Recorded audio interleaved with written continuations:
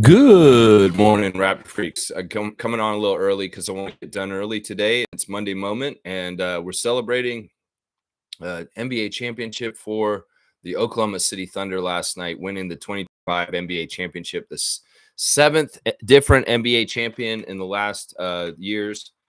Yeah, it's crazy. It's awesome. Two more Canadians are now NBA champions as of last night. Shai Gilgeous-Alexander and Dort.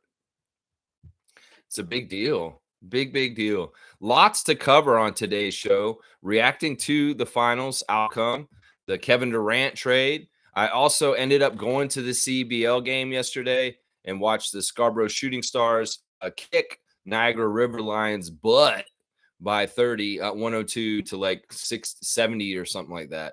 It was crazy game. So yeah, let's do it all here. We got all the regular segments and stuff, and we got to present our trivia champion with his trivia championship also today.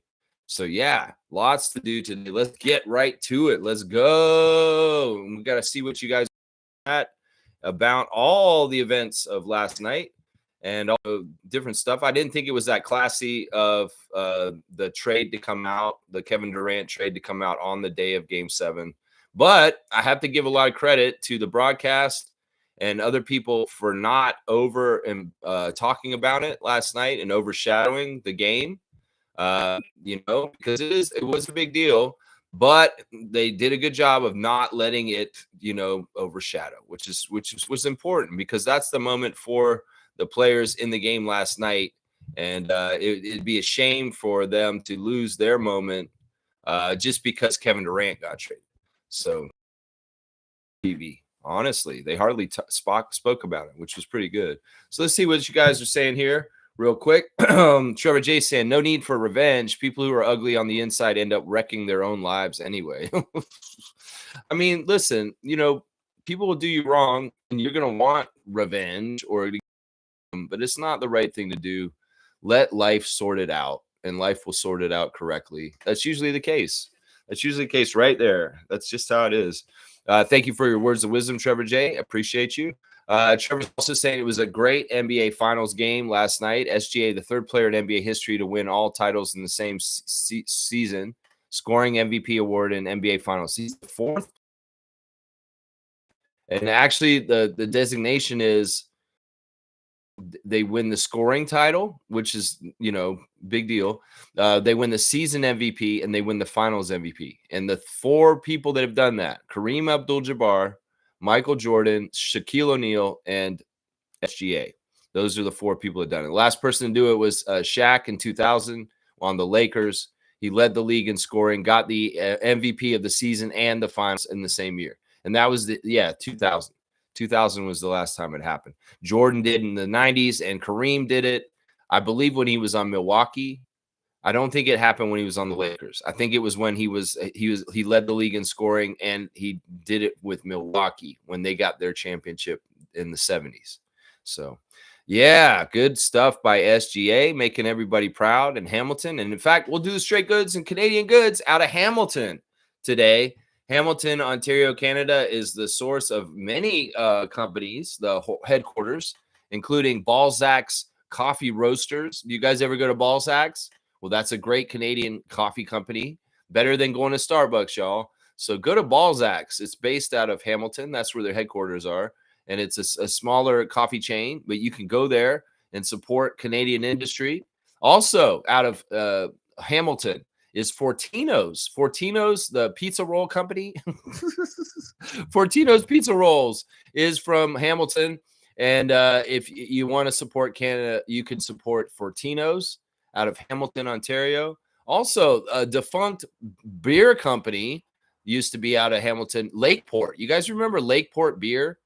Yeah, I don't think it actually exists anymore. It got bought out and then got destroyed by another company. But Lakeport beer used to be from Hamilton. And then finally, another company you could support if you want to support Hamilton headquartered companies and Canadian companies in general is Sunrise Records. Sunrise Records is one of these stores that actually has survived the death of record stores. And you can find Sunrise Records in malls still to a degree. And that is a Canadian record company that's based out of Hamilton. So that's what you straight goods on Canadian goods. I've given you 4 options. Get your coffee at Balzac's, get your pizza rolls from Fortino's. Oh, if you still have some Lakeport beer somewhere, that's pretty cool. And get your records at Sunrise Records. There you go. The straight goods on Canadian goods. We're giving you a quartet out of Hamilton right there. That's right. Let's go. Trevor J saying the WNBA winners yesterday. Atlanta beat Chicago. Washington beat Dallas. Las Vegas beat Indiana. Seattle beat New York. Golden State beat Connecticut. Yeah, lots of action yesterday in our WNBA Fantasy League. The week is over, and I have officially lost to Trucker Kaz, and I have a 4-1 record as of yesterday. And it is what it is. He did a really good job. He deserves the win. Man, he scored so many points. Like, he got 814 points by the end of the week. And honestly, I would have beat every single person other than Meredith. Meredith did end up overtaking me yesterday with 698 points, but I would have beat every single other team except for Trucker Kaz and Meredith, which is too bad because you guys are awesome. So Kaz beat me. Fiercey won, and she is now got the same record as me, 4-1. Meredith did win. He's 3-2 now. Logical Raptors fanatic won his matchup. He's 4-1. And Cool Cat was the other winner this past week at 2-3 overall record. So be ready for this week, the next week, the sixth week of WNBA fantasy. Be ready for your matchups. I guess I'm playing Cool Cat. Fiercey's playing Logical Raptors fanatic. James will play Edmund. Kaz is playing JP, and Meredith will play Kareem this week. So yeah, get your WNBA teams ready. There's no game today. They will start the week tomorrow. So today is one of those days where there's no NBA, WNBA, G League, nothing going on. So no ref report today. It's the calm after the storm and the calm before the draft, which will be coming up real quick in 2 days from now. Yeah, man, I'm all excited about the draft. Wednesday night, the Raptors will pick number 9, and we're excited. We're excited about the draft. That's the next order of business. So Trevor's brought up the trade. Kevin Durant is a Rocket now. Brooks and Green go to the Suns. Yeah, Reggie was right. Reggie, the big Smooth, and I got to give Smooth a lot of credit today. He's having a great day. He would have liked the Pacers to have won, but he's pretty happy considering the Rockets got Kevin Durant. He was very happy on our Discord. Listen, we can look at it 2 ways. Right now, I don't trust Kevin Durant still. In some ways, it may seem too good to be true. So, I mean, it is what it is. But the Rockets end up getting the team, being the team that Kevin went to. And, the deal's weird, man. I think the Suns are the worst run team in the league now. I think since Matasheba bought that team, they have not done anything correctly at all. And this is a horrible deal for them, honestly. I was looking at who they have on their team now after this trade, and they got all shooting guards. They got Jalen Green and Dylan Brooks in this trade, and they are both shooting guards. And who do they have left from before? Bradley Beal and Devin Booker. I don't know what Phoenix is doing. Phoenix is stupid. Phoenix doesn't know how to run a team, obviously. And, well, I guess other teams should call them and try and fleece them because they're idiots. They do not know what they're doing in Phoenix. They've squandered all kinds of resources and draft capital and different good things on their team to this point to get to this point. I'm hearing rumors that Jalen Green will be flipped out of Phoenix. I think it's kind of weird. Scotty was threatened to be traded for Kevin Durant for a couple of years ago. And, well, one of his best friends got traded for Kevin Durant instead. Jalen Green was the one who got traded. Dylan Brooks, I worry about Houston because I think Dylan Brooks is way more important than people realize for winning. And Memphis learned this already. And Dylan Brooks may have that impact on Houston also. The Houston was the second best team in the West last year, but they may not do as well, partly because the switch for Dylan for Kevin is not for winning. I'm telling you right now, Kevin Durant gets in the way of winning. And, Reggie, Rockets fans, y'all can feel really good and happy about this. There's no guarantees when it comes to KD. There are no guarantees. Now, out of the situations, I would say this is the best situation he's been in since Golden State. Brooklyn, not necessarily the right place. Phoenix, a mess.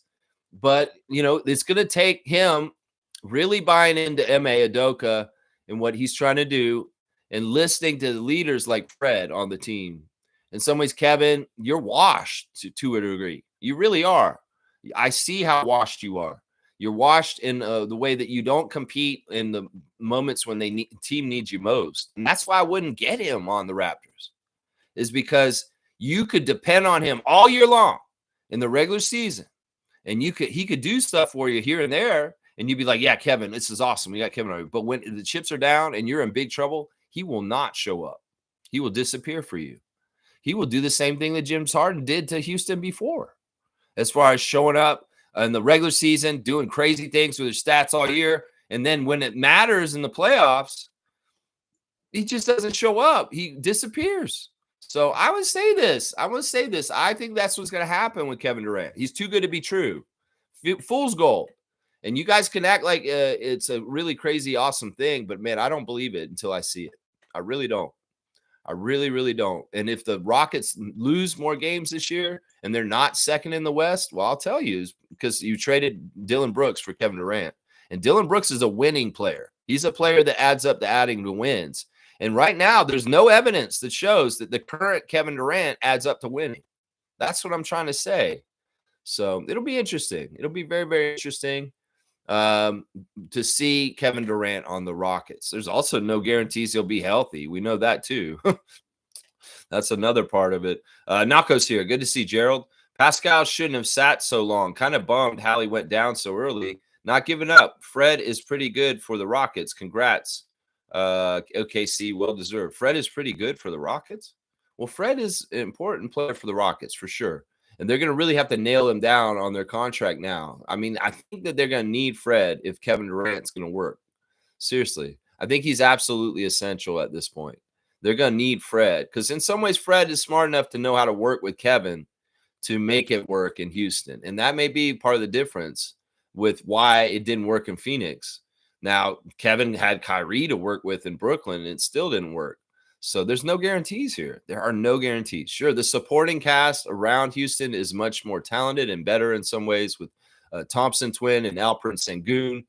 But, man, I'm just saying, don't count your chickens before they hatch and just believe that this is just going to be a huge thing for Rockets. I'm telling you right now, they've got to work some things out before it'll be smooth sailing. It could be smooth sailing, though.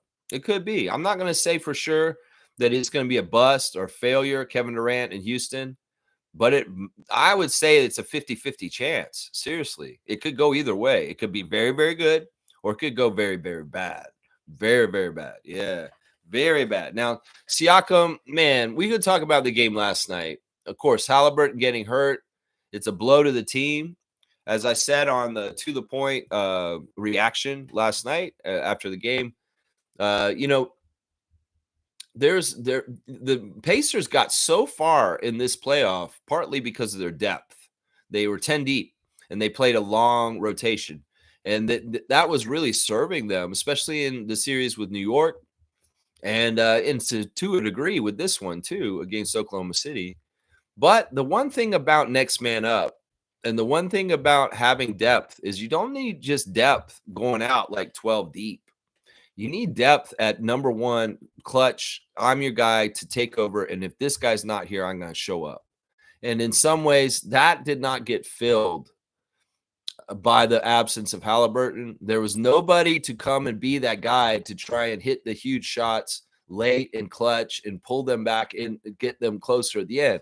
And in some ways, they really struggled in the third quarter with scoring. TJ McConnell was the only guy who was scoring. And he only one who could create his own shot or get loose. And that's too bad. I don't know why they weren't going to Siakam more. I don't know why Siakam faded in the bush in this game last night like Homer Simpson. That was really bad.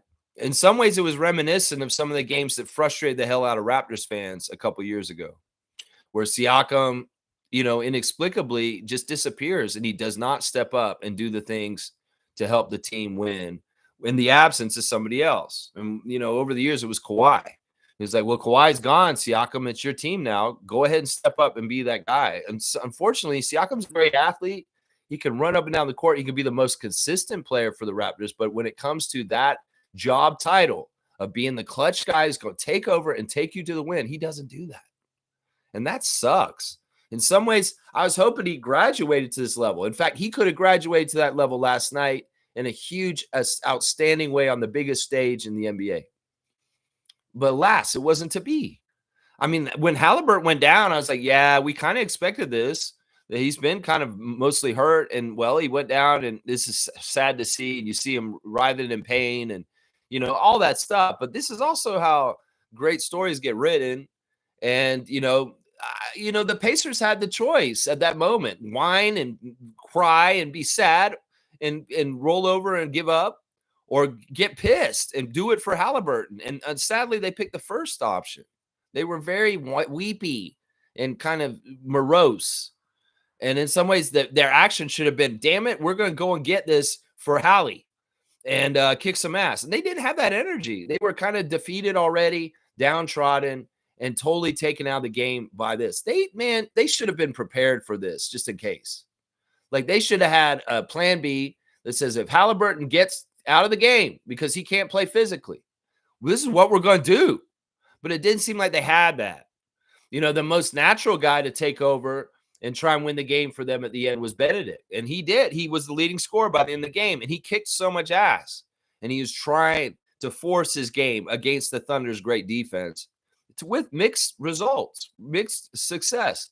But in Benedict, I've seen this from him. And it's something that's badass. He's a clutch guy. He has got that factor that Siakam doesn't, as far as aggressiveness and going to try and take a game and steal it back, or be the most forceful player on the court and dominate to help his team do what they need to do. But he can only do so much.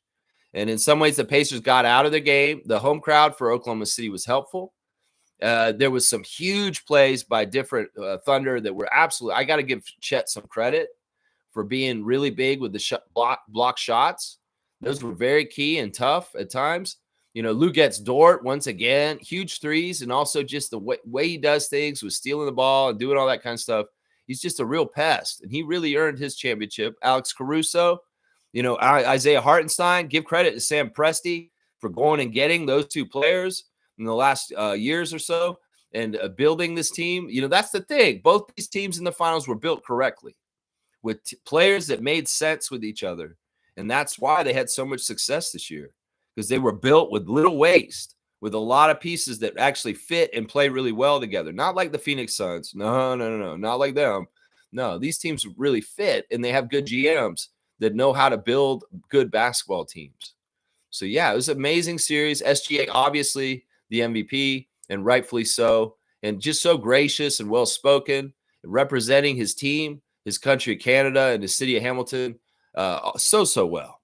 So well. And listen, don't be scared of this, Adam Silver. If SGA becomes more of a prominent face in your league, it's good, man, because you can trust him. He's not an idiot. He's going to make you look good.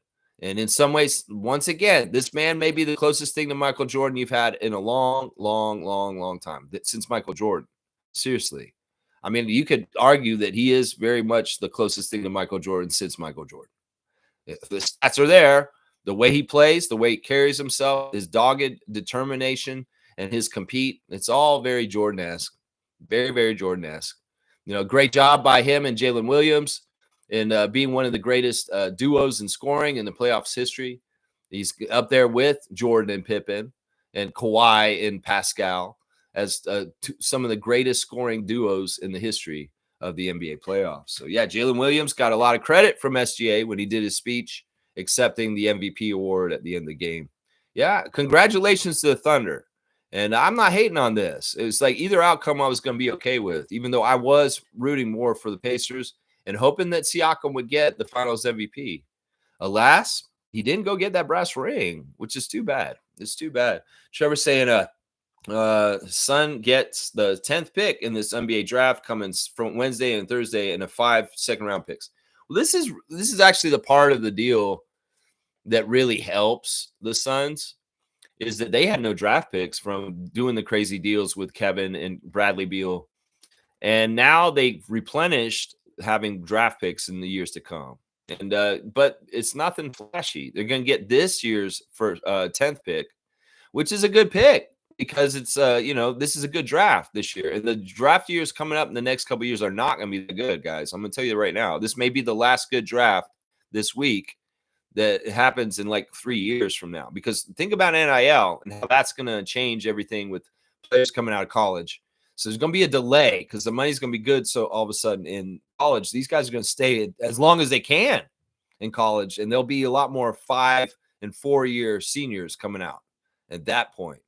Yeah. So, the second round, they're all second rounders, which is crazy to me.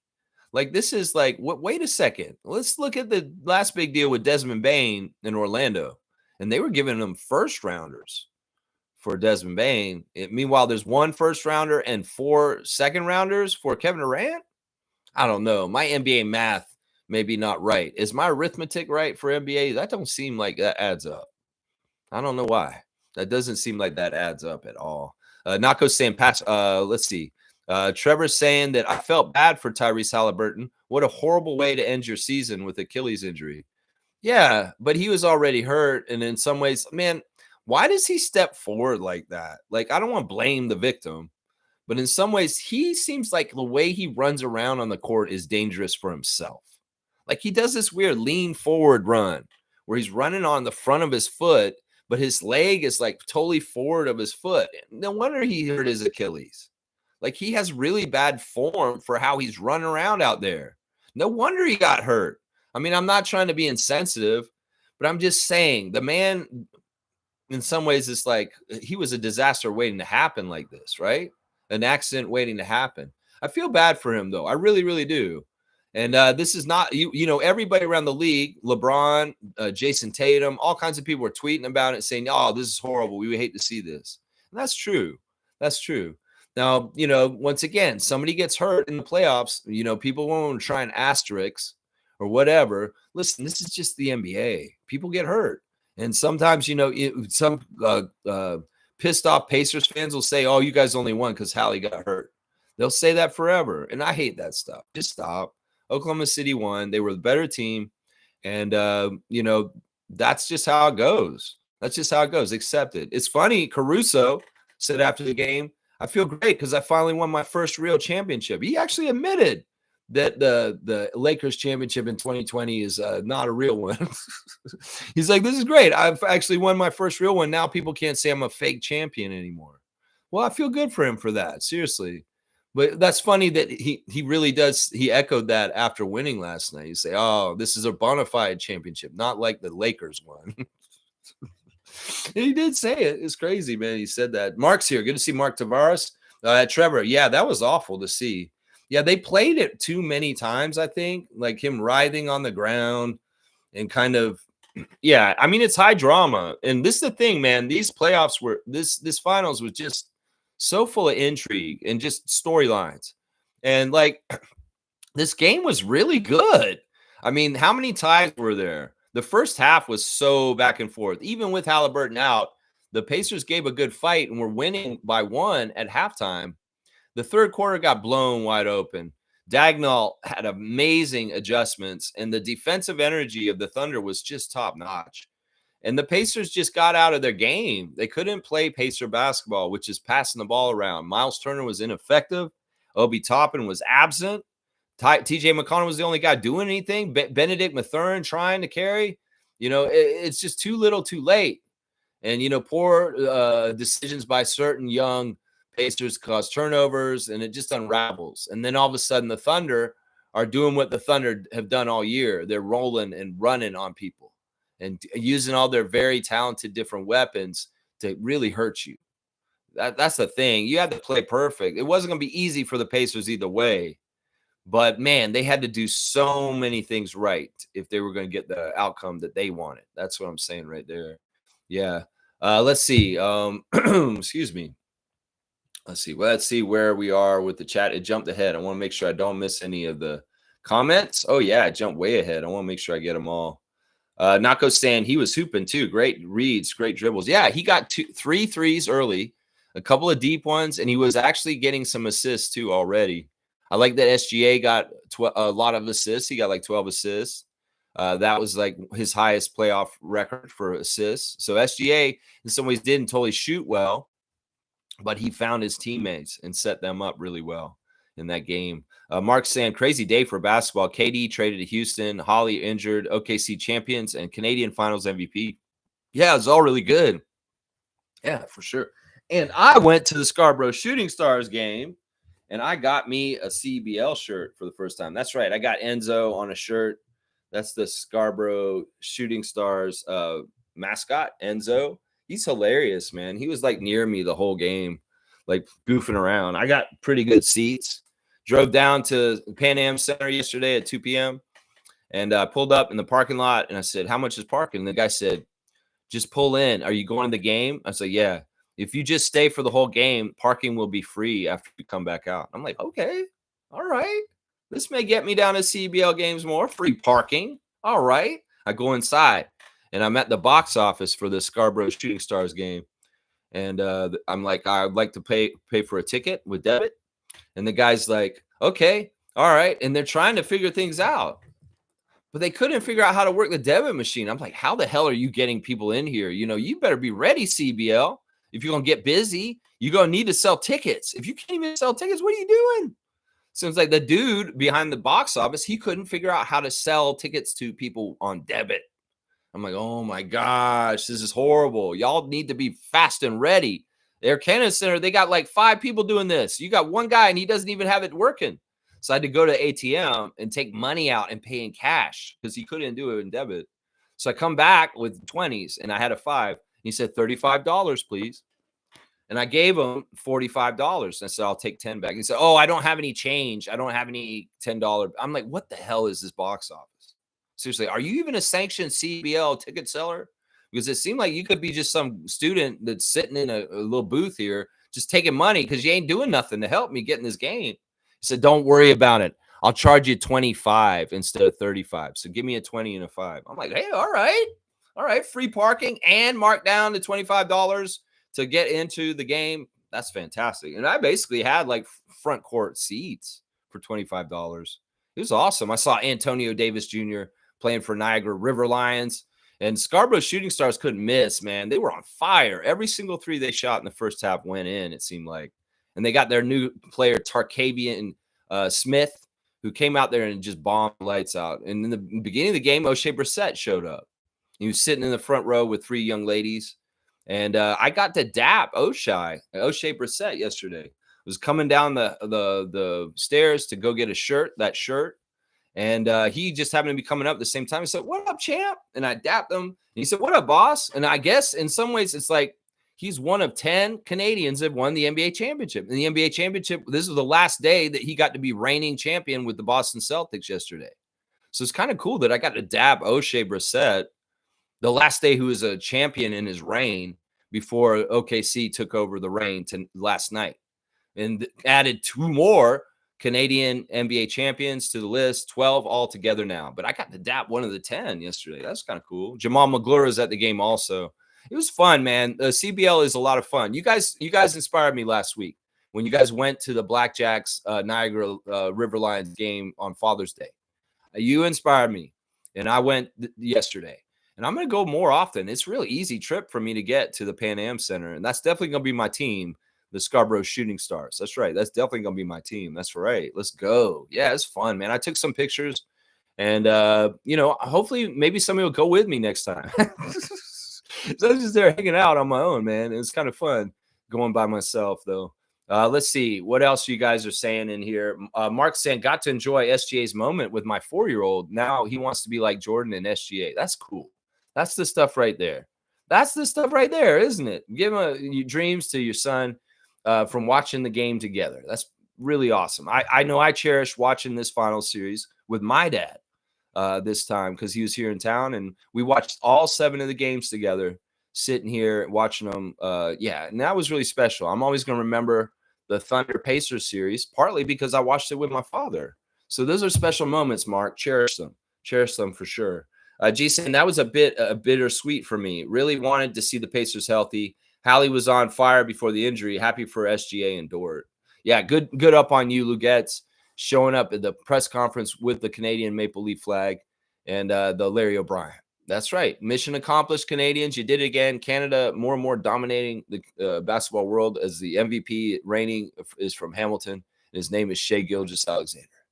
And man, I'm so proud of those guys. They're really, really prominently important to this right here. That's right. Let's see. Nako saying LCBO only sells Canadian.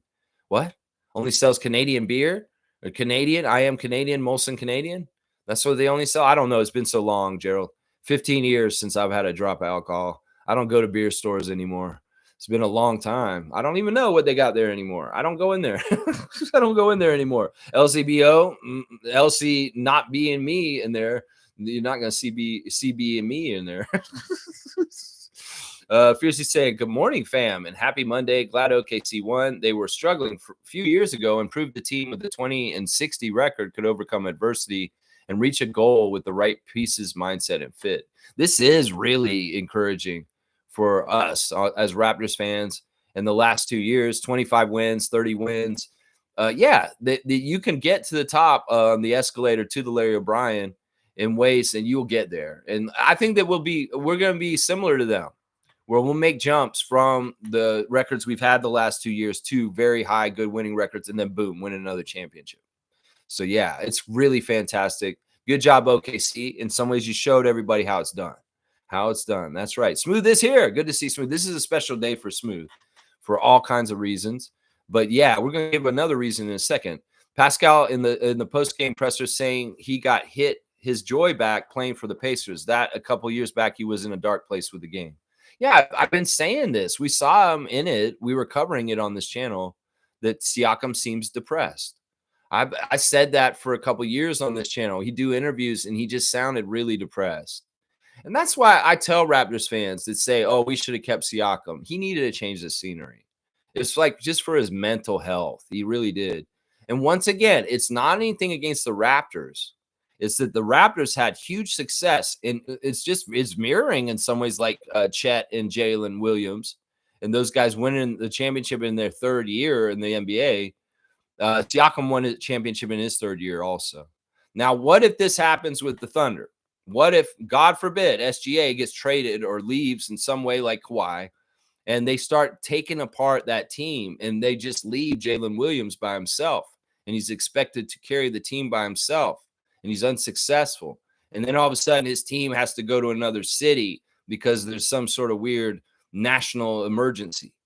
You know, you got to understand the story and everybody wants to pay attention to players and teams when they're up on a high and everything's good, but they don't really pay attention to what's going on with teams when they're in the doldrums and they're in the low.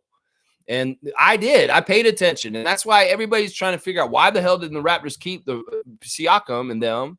It's because they went through a doldrum. They went through a low, Tampa, and all kinds of stuff. And in some ways it ruined their enthusiasm. Think about it like getting out of bed every morning. If you don't want to get out of bed every morning, it's tough. You want to be able to bounce out of bed and feel like I want to attack the day. Well, there was a period of time where Siakam probably wasn't wanting to get out of bed totally because of the Raptors and their state of things. And it wasn't the Raptors' fault. It wasn't anybody's fault. It was just circumstance and the way things go with franchises and sports. So, I mean, that should not be an indictment against the Raptors. That should be a reasoning and an explanation for why Siakam had to leave the Raptors and go to the Pacers. Because the magic was gone, and in some ways, it just wasn't the same. And in some ways, getting up on that horse and trying to ride that horse back to the pinnacle with the Raptors was going to be harder than ever because he was down in the mud. And in some ways, Scotty had that enthusiasm, and we needed to move those guys out of here before they jaded Scott. Seriously. Scotty loved the NBA. He wanted to come to every game. Meanwhile, at the same time, Siakam was dreading just things because he remembered how much success felt. And he liked that. And not having success was tough on him. And it wore on him very heavy. So that all makes complete sense.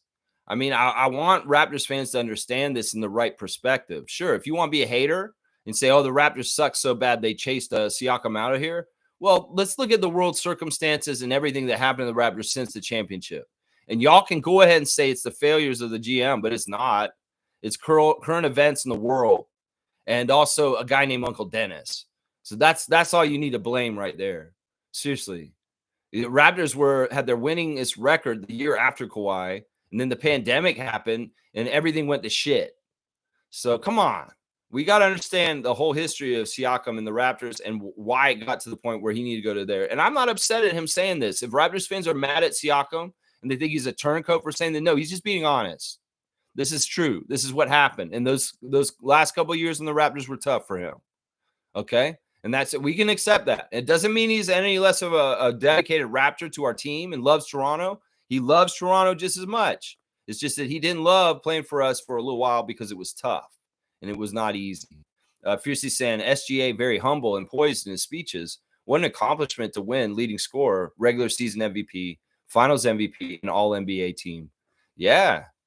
Yeah, he's the top dog in the league. It's undoubtedly. He's the champion. He's the finals MVP. He's the regular season MVP. He's the scoring champion. He's the top dog in this league. He is the top dog, best player in the NBA, undoubtedly. Best player in the world right now. That's right. Mark saying Houston is going to be dangerous next season. Still have a good defensive core and now has a primary scorer. It's going to be interesting. Once again, this is going to be contingent on Kevin staying healthy. This is going to be contingent on him not getting all jaded and weird with his energy on the team also, because both of those things could derail this whole thing with him in Houston. He could be healthy and still derail them because he's just weird, man. I'm telling you right now, he's a weird guy at this point in his age. I mean, listen to this. They had the Fanatics Fest yesterday in New York. It's a crazy event where they had 50 fans against 50 athletes in 8 different competitions, including golf, wrestling, basketball, hockey, boxing, I believe. Yeah, and it's crazy. They scored them all. Tom Brady won. He did the best out of everybody. He got number 1. UFC fighter got number 2. A fan got number 3. James Harden was number 4, and Eli Manning was number 5. You want to know where Kevin Durant finished in that Fanatics Fest? Because this is where I wonder, man, because I don't think he's very much got a competitive fire. I think this dude has given up on life to a degree, honestly. He got 97th out of 100 in this. And that means 50 fans beat his ass in these competitions. And he did all 8 of the competitions. He did not skip any of them. The dude's not trying. That's what I worry about for Houston, Reggie, is that in some ways this dude is checked out on life and he's not the same Kevin Durant that y'all think he is. Seriously. Will he get the pilot light lit again and he'll get a fire under him again? Maybe. Maybe Freddie can do that. Maybe Freddie could trick him like that and say, yeah, you got to be better, Kevin. This is what we're doing here. Coach M.A. and I, we're not putting up with this shit. You need to get your head on straight. Maybe. But I'm just saying, this dude, there's something wrong with Kevin Durant to an extent. And that's why he's fool's gold to me. And until I see results, I ain't believing shit. And honestly, I'm going to believe more that he's going to hurt the Rockets than he's going to help them at this point, because that's just the pattern in the last 5 years. That's just the pattern. That's undeniably true. Kevin Durant has not barely been in the playoffs since he's been in Golden State. Well, let's see if he's going to be in the playoffs with Houston. Let's see if he's going to be in the playoffs with Houston. That's right. I mean, you got to look at this with eyes wide open. You can't just say, oh, this is a name. And a lot of people can look at this and just think of Kevin Durant from his whole entire career. This is not who he is anymore. This is not who he is anymore. In some ways, I don't know how many more years he's got in this league, and I don't know how much more he cares about playing in this league, honestly. Because his body language, the way he acts, is like he doesn't really give a shit anymore. Seriously. That's what I would worry about the most. Yeah, Nako's saying Houston does have good defensive personnel still. That will help. And that's part of the thing that he lacked at the last 2 spots, for sure. For sure. I mean, if this is a good chance for him. In some ways, he needs to not fuck it up himself by being a knucklehead himself. We'll have to see what happens. We'll have to see. Seymour saying, Smooth, what's your thoughts on your second team, Houston, getting KD? He was talking about it a lot on our Discord and sharing videos and stuff. Yeah, I want to hear more from Reggie on this subject, because he is a Houston guy and he's very excited about this. I know that. G saying Houston still kept Sengun and Thompson. Yeah, Suns are bad. Shaking my head. Yeah, they're really bad. Really stupid. I mean, I like Dylan Brooks a lot, and I really do feel like he may add up more to winning than Kevin. Seriously, that sounds crazy, but it may not be crazy, honestly. And that'll be the thing we're going to have to see, because Dylan Brooks left Memphis, and Memphis went down the toilet. Well, I mean, even though Dylan's a weird player that causes all kinds of controversy, he's also a certain kind of spirit on your team that is absolutely like a Caruso or a McConnell. And that's a winning kind of player that does all kinds of crazy shit to try and help you win. And that's what I worry about for the Rockets, because in some ways they stole that from Memphis with Dylan Brooks, and now they act like, oh, he's a expendable player. I don't think he is. I don't think Dylan Brooks is an expendable player. And that I think people have shaded him and discarded him partly because he's a controversial player. But they need to realize he's actually very much a winning player that adds to winning. So we'll have to see. Seymour's saying that 10th pick could be solid, or am I wrong? Well, it's the one right after us. I mean, some people say that the top 9 is that, and then the plateaus off afterwards. I don't know. We'll see. Once again, we got to realize not everybody's Messiah and Bobby, and there's going to be bad picks and bad judgments and scouting, and other teams will pick busts. Yeah, there is likely that could happen too. I don't know. I don't know who Houston's going to pick, or the Phoenix is going to pick at that pick. I guess it's Phoenix. Yeah, they're probably going to pick a bust because they're not very smart front office. Yeah. Yeah. Fiercely saying, Suns stacked with guards. Dylan Brooks cannot do defense alone. It should be a team effort. Suns front office so ineffective. All these moves, players, coaches, Michigan State, yes, man, since the Matt Ashiba era. Yeah, they just don't know what they're doing. They know how to spend money. That's for sure. They're spending a lot of money, but they're not getting results with winning. I mean, it's crazy the amount of money they gave to Bradley Beal and Kevin Durant and all that, and what was going on, and the amount of wins they were getting for it. So really, really poorly run franchise. And this move is indicative of it too. I think this is a horrible trade for the Suns. And in some ways, I don't know. We'll have to see how it is for Houston. Sometimes trades can be beneficial for both teams, but sometimes trades can be not beneficial for both teams and not good for either one of the teams. That happens sometimes too. Not often, but it does happen.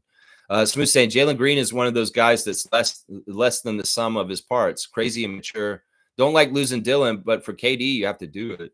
Yeah, I mean, and that's crazy. Like if the Suns were hardballing and they're like, well, we at least need to take Dylan Brooks. You know, they probably did want Thompson. They probably did. They probably did want Sengun.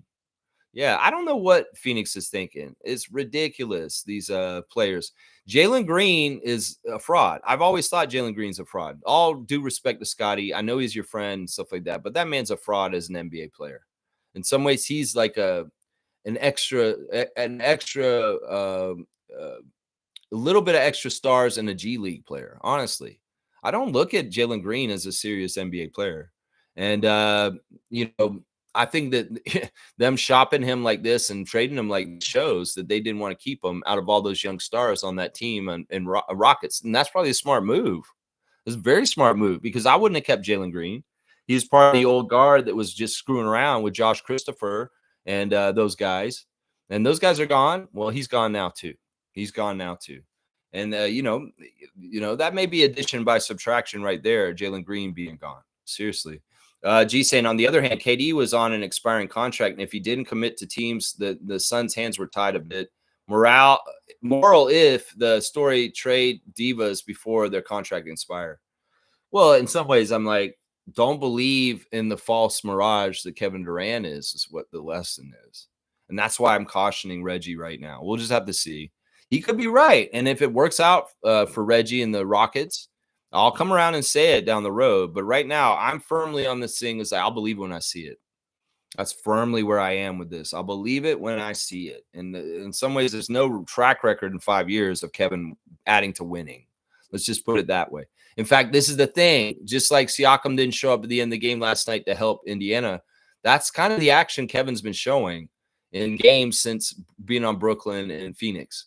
Is that the team that he's on needs the guy to step up and do something. And he doesn't do anything. He's just like out there. Maybe he played with James Harden for too long. James Harden is that kind of guy too. So let's see. Nako's saying not putting Fred in that trade was pretty good for the Rockets. I don't think Phoenix would have wanted Fred because Fred's contract's so huge. Gerald, you got to understand how the NBA works. If there's a $40 million contract on there, that could have been an easy deal, I guess, because they're similar in pay, like Kevin for Fred.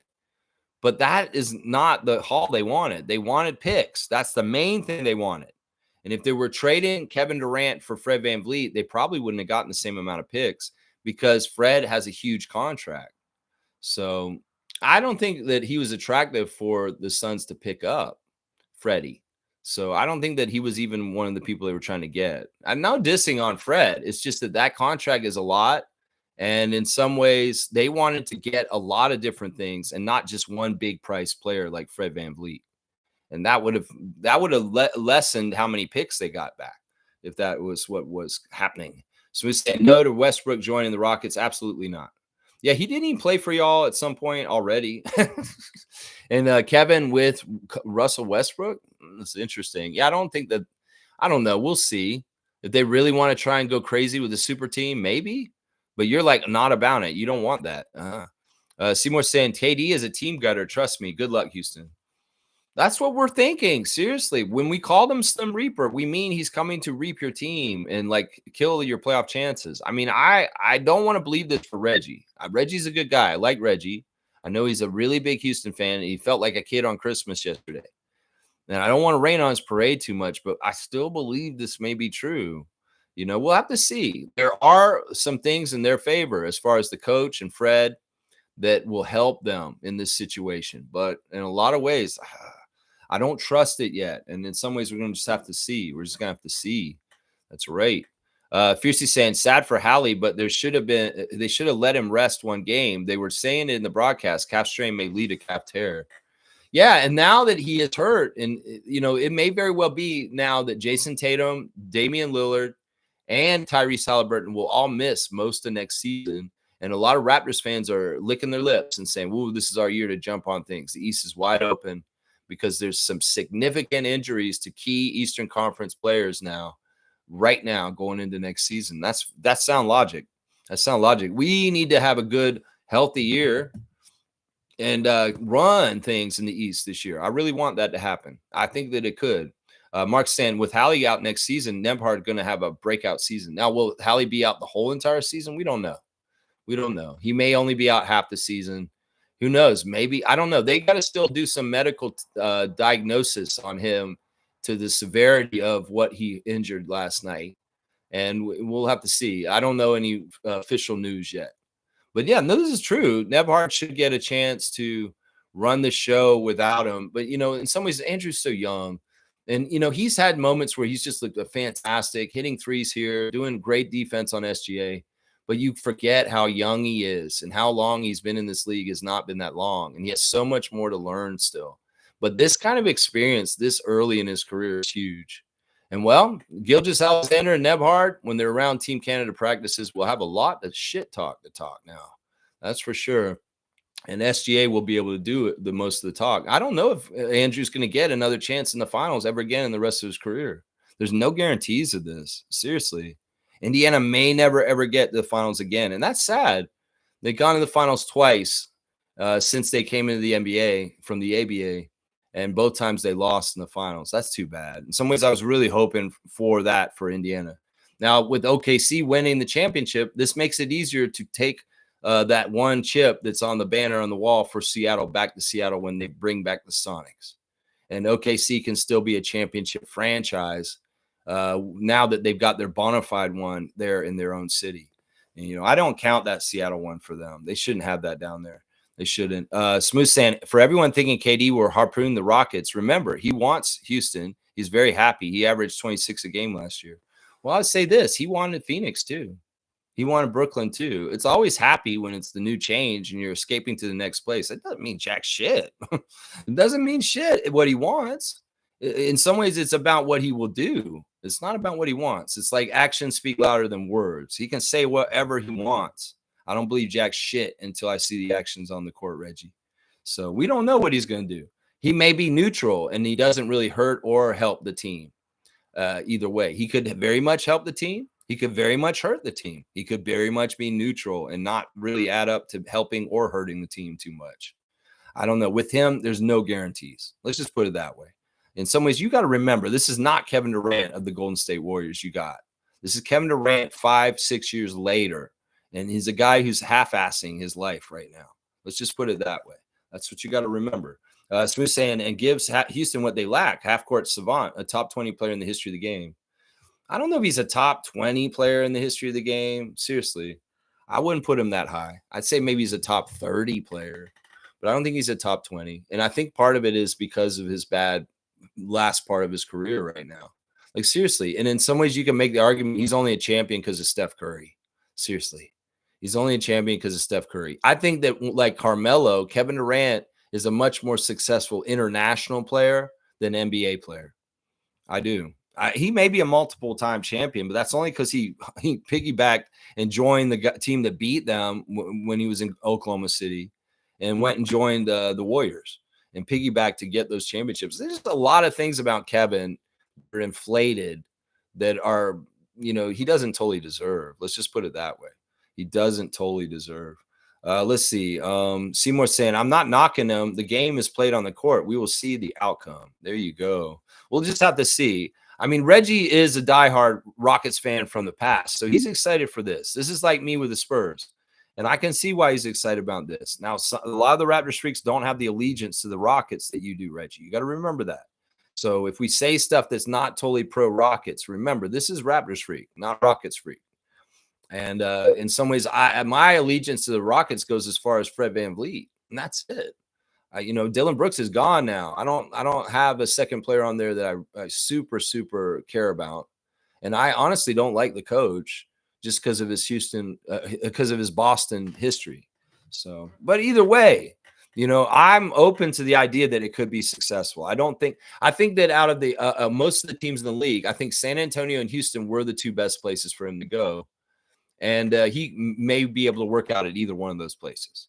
I'm at least saying that he could work out there. I'm not outright declaring this is going to be a total failure. Some people are already saying that, but I'm not totally sure. I'm kind of 50-50, and it will depend on whether Kevin is really being honest about being enthusiastic and happy about this, because his energy is everything. Let's just put it that way. His energy is everything. That's right. And let's see. Nako's saying, I think Houston's going to be a top 3 team. Well, they were a top 3 team in the West last year already. Let's see if they keep their spot. They could end up being lower than a second seed. If they're not as high as the second seed next year, I'm going to say Kevin didn't help them better than Dylan Brooks. Seriously, they have a high place they got to mimic and repeat. If I'm going to think that Kevin Durant was an add-on that was positive, they were already the second best team in the West record-wise last year. So, and Jillian, that's the damn truth. The second seed was Houston. Jillian, hello. I don't know why she argued me with that. But I don't understand why. Mark's saying, yes, Mathurin matured over these finals, expecting big things from him next season. Once again, man, the growth in these finals of our 4 Canadian players that were in this are going to really pay off for Team Canada. Seriously, man, this high stakes, high level stuff, the prestige of these guys, Dort, SGA, Mathurin, and Nebhart are all going to come back to Team Canada wiser, savvier, and we're going to be even more badass on our national team. And I'm excited about that part, man. Yeah, Mathurin, we forget how young he is too. They really are young guys, Tim and Andrew. And they're really early in their careers. So this kind of early kind of experience is partly like Siakam. Siakam got the finals very early in his career, and it's really benefited him in his 10 years in the league. And, well, this is the same kind of thing. This is going to really benefit Andrew and Benedict for the rest of their careers, getting into the finals here. I hope they get to the finals more, but there's no guarantees, honestly. There's no guarantees. This is a league of parity, and Indiana might have got their best shot at winning a championship this past last night. And it maybe they're not going to get any closer to it for like another 30 years or so. There's no guarantees in this league. That's just how it is. It's just how it is. Smooth saying, remember, I called Golden State to beat Houston. I wasn't as sold on them, and they took the Warriors to 7 games. You're talking about the playoffs earlier this season. Yeah. I didn't really pay attention to that series. Yeah, I didn't pay attention to that series, so I can't really say. But I do remember us kind of figuring out. I wanted Houston to beat Golden State because I didn't want Golden State to go any further. I can't stand Draymond Green, and I was hoping Houston would beat them. But the Warriors won that series, right? Didn't they? Or did the Rockets win it? I don't even remember. See, I don't care. I only cared about the finals this year. I didn't watch any of the early rounds for the most part. Let's see. Fiercey saying, watch the Pacers post-game press conference. Rick Carlisle is a class act. TJ McConnell had thousands percent dog in him. Pascal was more motivational, outspoken rather than impactful on the court. Yeah, I just wish he'd done more. That was his opportunity, his chance. And in some ways, it is what it is. Yeah, Rick Carlisle was pissed. He came into the arena last night before the game and it saw that they had championship buses for the Thunder already painted up and made. Open buses ready for their parade saying Oklahoma City champions. They hadn't even won yet. And man, he wanted to use that for motivation for his team. And he did. He told them, he's like, they got buses already painted. Like they already won the championship, y'all. Yeah, it's too bad they couldn't meet that. Aaron Nesmith, so sad to see him foul out and kick the chair on the way out. TJ McConnell really upset after the game. He was humiliated by his father after the game 6. Really unnecessary, TJ's dad. Really unnecessary for what you did on national TV. I'm actually sad because that in some ways was like mean that TJ's father humiliated his son, his grown son, on television like he did with Isaiah Thomas and them.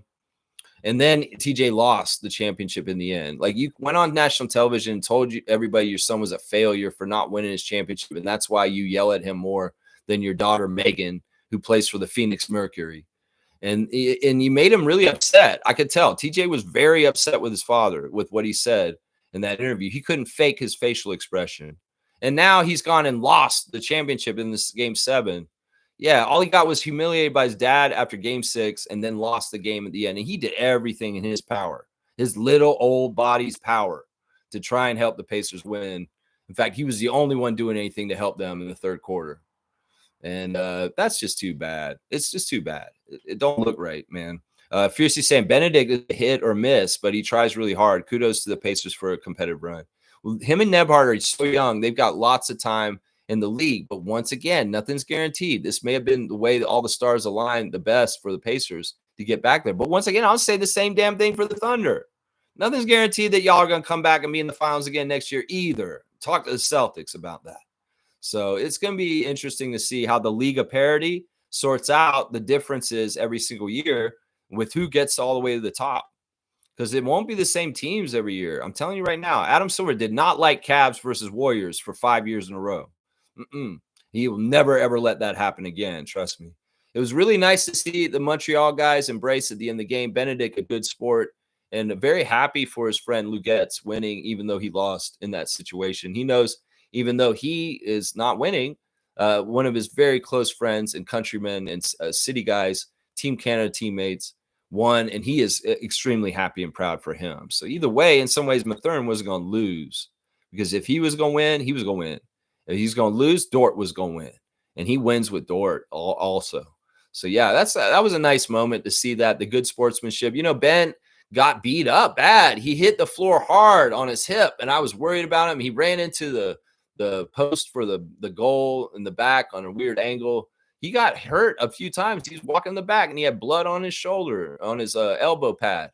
You know, that man put it all out there, and you should be proud, Benedict. You tried your damnedest, 24 points, and trying to will the Pacers to possibly getting back in the game, but not enough. Not enough. Too many guys did not show up for the Pacers in that point. Siakam, sadly, one of them. Miles Turner did not show up. Aaron Nesmith only won 3 in this game, and that's part of why he was upset. Nebhard, okay, 15 points. Obi Toppin, a goose egg. Didn't do jack shit in 21 minutes. Really, really bad. Yeah, and Ben Shepherd also a goose egg in 16 minutes. TJ McConnell, 16 points. Benedict, 24. And Siakam, 16 also. It's just not enough. Just not enough. The Oklahoma City Thunder have such a offensive power that you can't match up with them if you ain't scoring enough. You ain't scoring enough. That's right. Fiercey Scott Lugetz rep both flags. That's right. He did have the Haitian flag up there too. That's right. He had both of them. Mark saying, did you just leapfrog Shea over Kobe? Laugh out loud. Well, Kobe's not on the same list that Shea is on. And in some ways, I respect Kobe and I really look at Kobe, but I mean, it's tough to really rank the greatest of all time, like in some ways. I mean, it's tough. It's tough. In some ways, people get mad when you argue Jordan versus James, and it's like they're apples to oranges, very different eras. So it's tough. I don't know. I think that because SGA only has one championship and Kobe has multiples. SGA didn't really leapfrog Kobe, but he did something Kobe never did. Well, we can say that. Good morning to Trucker Kaz. Good morning to you, sir. You beat me in the fantasy. Holy crap, man, you beat me. Yeah, Fiercely said, I wonder how Clippers fans feel. SGA, PG. Yeah, PG's a fool's goal. Totally, Philadelphia. And this is kind of a echo out of the Kawhi ramifications from after our championship that led to this championship 6 years later for the Oklahoma City Thunder because of goofy shit that Kawhi demanded on the Clippers. He wanted Paul George, and they traded SGA from the Clippers to the Thunder. And this set this all up. Yeah. Mark's saying, one first-round pick and 4 second-round picks for KD. KD was on expiring and wasn't re-signing with Phoenix. Yeah, I don't get it totally. I mean, they just wanted picks, and I guess in some ways Houston didn't really maybe have a whole lot of the draft picks. Maybe they just didn't have a whole lot of first-round picks, so they had a lot of second-round picks, and that's why they sent them. I'm not totally sure why that went that way. It's very, very weird. Very, very weird. All right, let me see where we are in the chat. I lost my place. I want to make sure I get all of the comments. Here we are. Fiercely saying he was disrespected and called a free throw merchant. Now you have to put respect on his name. Bravo, SGA. Your life being consistent led you to this. That's true. His consistency led him to this. And he's just a very good athletic player, very special traits. He was not shooting totally well last night. So he pivoted into getting his teammates more involved and collecting the assists. And that was very, very effective for Shea. Very, very effective. Seymour saying, hey, Lex, can you do the Mark Henry intro salute? SGA, home god Dort. I don't know the Mark Henry intro salute. I don't know that. That's after me, man. I stopped watching wrestling in 2004. Only thing I know about Mark Henry is a birth of a hand, sexual chocolate, Mae Young, the Nation, his OVW stuff when he wrestled down there because he was overweight. But yeah, after 2004, I stopped watching wrestling. I don't know what he does, so I can't do it. I can't do the impression. I don't know what he does, man. I can't do it. I don't know it. Let's see. Fiercely saying, Pascal mentioned he regained the joy of playing with his new squad. You were right, Lex. He was in a bad place this final years with the Raptors. Well, you could tell in the interviews, man. He was totally depressed. Like, you could tell the way he was talking in some of the interviews. He's just really down and in a sad place. Part of it is because he wanted so bad to be successful and be that guy after Kawhi and lead the Raptors to success, but he was frustrated because he couldn't do it, and it wasn't happening. And in some ways, it was like he was frustrated with himself. He was stressed out because he knew the Raptors weren't getting it going again, and he knew that the writing was on the wall for him and his friends, Fred and OG and Norman, because it wasn't happening. So it was kind of like the thing where they're going to break up your family, and if you don't do enough to do it, you're going to be leaving.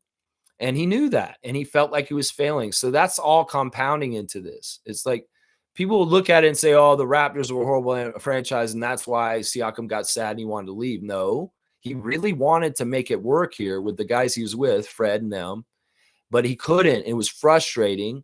It may be partly Nick's fault because he was doing sabotage as the coach, and it may be partly that just didn't work in certain ways. So it is what it is. We can't go back in the past. We have to accept it for what it is. And I'm happy that Siakam's in a better place, and I'm not upset about it. Raptors fans that are mad at Siakam for saying something like that last night, he's just telling the truth. And we can't be mad at him for that. Our team went through some really crazy shit that no other team's ever gone through in the history of the NBA. Ever, and may never, ever have to go through like we did, paying a whole season in Tampa. Hello, that's enough to depress a guy. Seriously, and that was a big part of it right there. Randolph saying, beloved Raptor freaks, most informative family, blessings. Believe that everything is set up for you to make your impact on this day. It's not what man say that defines you. It's you living God's will. I love that. Blessings to the Phillips family, all the Raptor Freak families. Thank you, Randolph, for frequenting the channel as you do. I really appreciate your encouragement.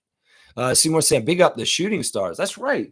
Scarborough shooting stars. We're in like Flynn, Seymour. That's right. I got Enzo shirt. And I'm really happy. Look at that logo on the back. Look at that quality. My first ever CBL swag. And I love the mascot for Scarborough Shooting Stars. He's just a fun, carefree dude named Enzo. And the guy who plays the character is really funny, man. He kind of can't see very well. So he's like walking around and kids are trying to get their pictures taken with him. He doesn't even notice them. He just walks by them. It's like he disses kids. But it's because he can't see. It was so sad sometimes. The little kid be like, Enzo, and they come up to him. And he just walks away from them. And they're like, holy crap. They had a handler who kind of pointed him towards the kids. It's like, no, this kid over here wants a picture with you, bro. Get over here. It's so funny, man. But yeah, Enzo's awesome. I think he's one of my favorite mascots in any sport. Seriously, he's like gritty level legend. Seriously, he's a weird character, man. And like I said, like the dude who's playing him, you can tell he's like a stoner. I could tell he's a stoner, like somebody who smokes out just because of the way his body language and he kind of slinks around. He's cool though. I love Enzo, man. He's so awesome. Excuse me. James is saying all the old OKC stars played for the Rockets. Durant, Harden, and Westbrook. That's right. That's right. They've all had their little stops there at this point.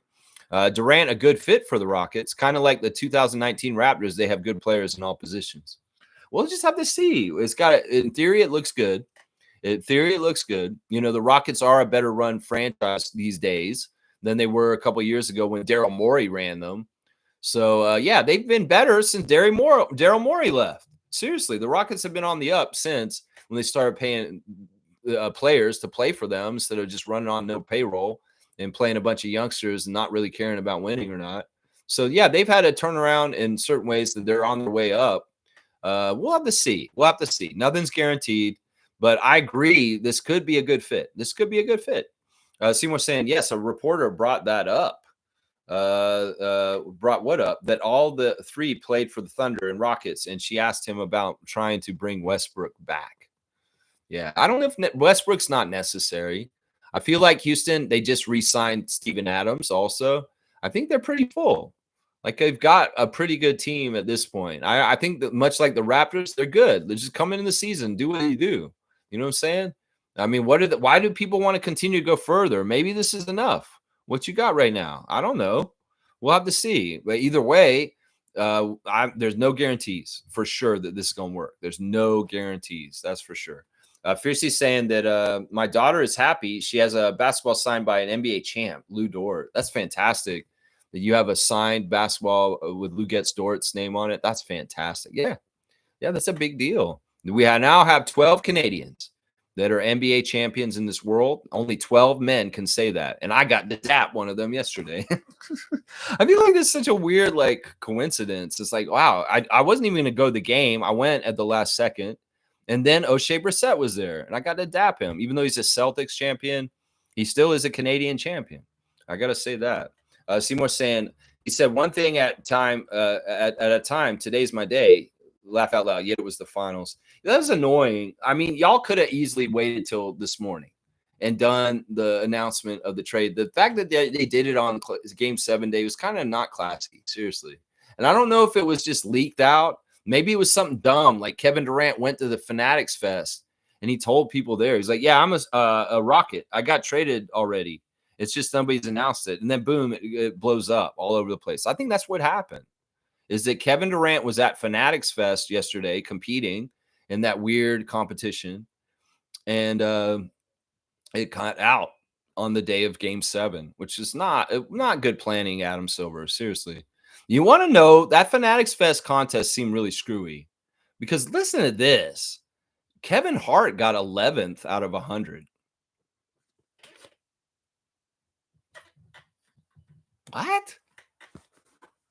What? He beat like a lot of people he shouldn't have beat. Like it's crazy the list of who is in this competition. The Fanatics Fest and how they placed. It's really crazy, honestly. Like it's some of them I'd be embarrassed. Like seriously, you lost to Kevin Hart. You lost to Drewski. You lost to Aiden Ross. What the hell? What the hell is that? That's crazy. You lost to those people? Oh my gosh, man.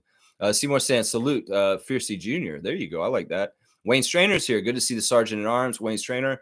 Morning, Raptor Freaks. Good game as usual. And with Halliburton going down, proved negatively for the Pacers for sure. My opinion is McConnell messed up the flow of the game by not distributing, but just scoring. He felt like he had to strong arm things because, it's so crazy. There was that whole stretch where nobody could score except for him. That really, really hurt they went from having a 1-point lead at halftime to being down major at the end of the third quarter. That third quarter was absolute disaster. And Rick Carlisle was pissed at the refs, totally yelling at them, and almost went nuclear. I thought Carlisle was going to get thrown out. He was so mad at the refs, but he kept it just enough and didn't go. In some ways, the refs don't want to throw a coach out in a game 7 like that either. So they give him a little bit more ability to yell and give them abuse than usual. And but yeah, he was pissed. Boy, was he pissed. Wow, was he pissed. Rick Carlisle was pissed. That's right. That's right. Crazy, crazy. Always good to see Wayne. Seymour saying 15 years of soberness. I need tips, Lex. Well, hit your rock bottom. That's the best one right there. I counsel a lot of people still to this day. And one of the people I talk to is in a very dangerous situation right now. And she calls me and she tells me, I'm in a bad place. And like I give her counsel. I talk her through not drinking the next drink. Now, Seymour, if you want somebody to talk to in those kind of instances, if you want help, I'll do that for you. I do that for many people across Canada and the United States. I've been a sponsor for many years over these 15 years. And it's not that I'm an official sponsor, but I'm a very good person to talk to if you want help in this department. I'm not judging you in any kind of way. I don't know what you're doing. And in some ways, you don't need to change if you don't want to. But I will help you if you want me to. We'll just put it that way. All you need to do is shoot me a DM and we can talk about this privately. Yeah, we can do that. Reggie's saying he quit alcohol. And you know what? I'm going to give you a prize for that, but not really. This is our official plate for this year's trivia 2025 Raptor Freak Trivia Champion, Smooth Brown Man, a.k.a. Reggie. This is the official thing. And you know what? I'm going to get this out, and we're going to do this right now. We're going to put this officially on there because the Larry O'Brien went out last night. We're going to put it on the big-ass trophy that former Commissioner of Trivia, David Saborin, gave me for this trophy. We can see on the trophy already, it has the 3 winners from before. It's got G, 2022, David Saborin, 2023, and then Amit Gaming, 2024. And we will put Reggie's tab on here officially right now. I'm going to do it. I got to do this right. So this may be a little awkward, guys. So if you see me kind of getting this, it's a sticky. So I got to take the peel off the back, and we're going to put Reggie on there. This is official ceremony. It's just like giving the Larry O'Brien last night. Official ceremony of the Raptor Freak Trivia. And today, the classic card will be the first classic card for the next season for next year. So let me just stick this on here. Right. Nice. Boom goes the dynamite. It's official, guys.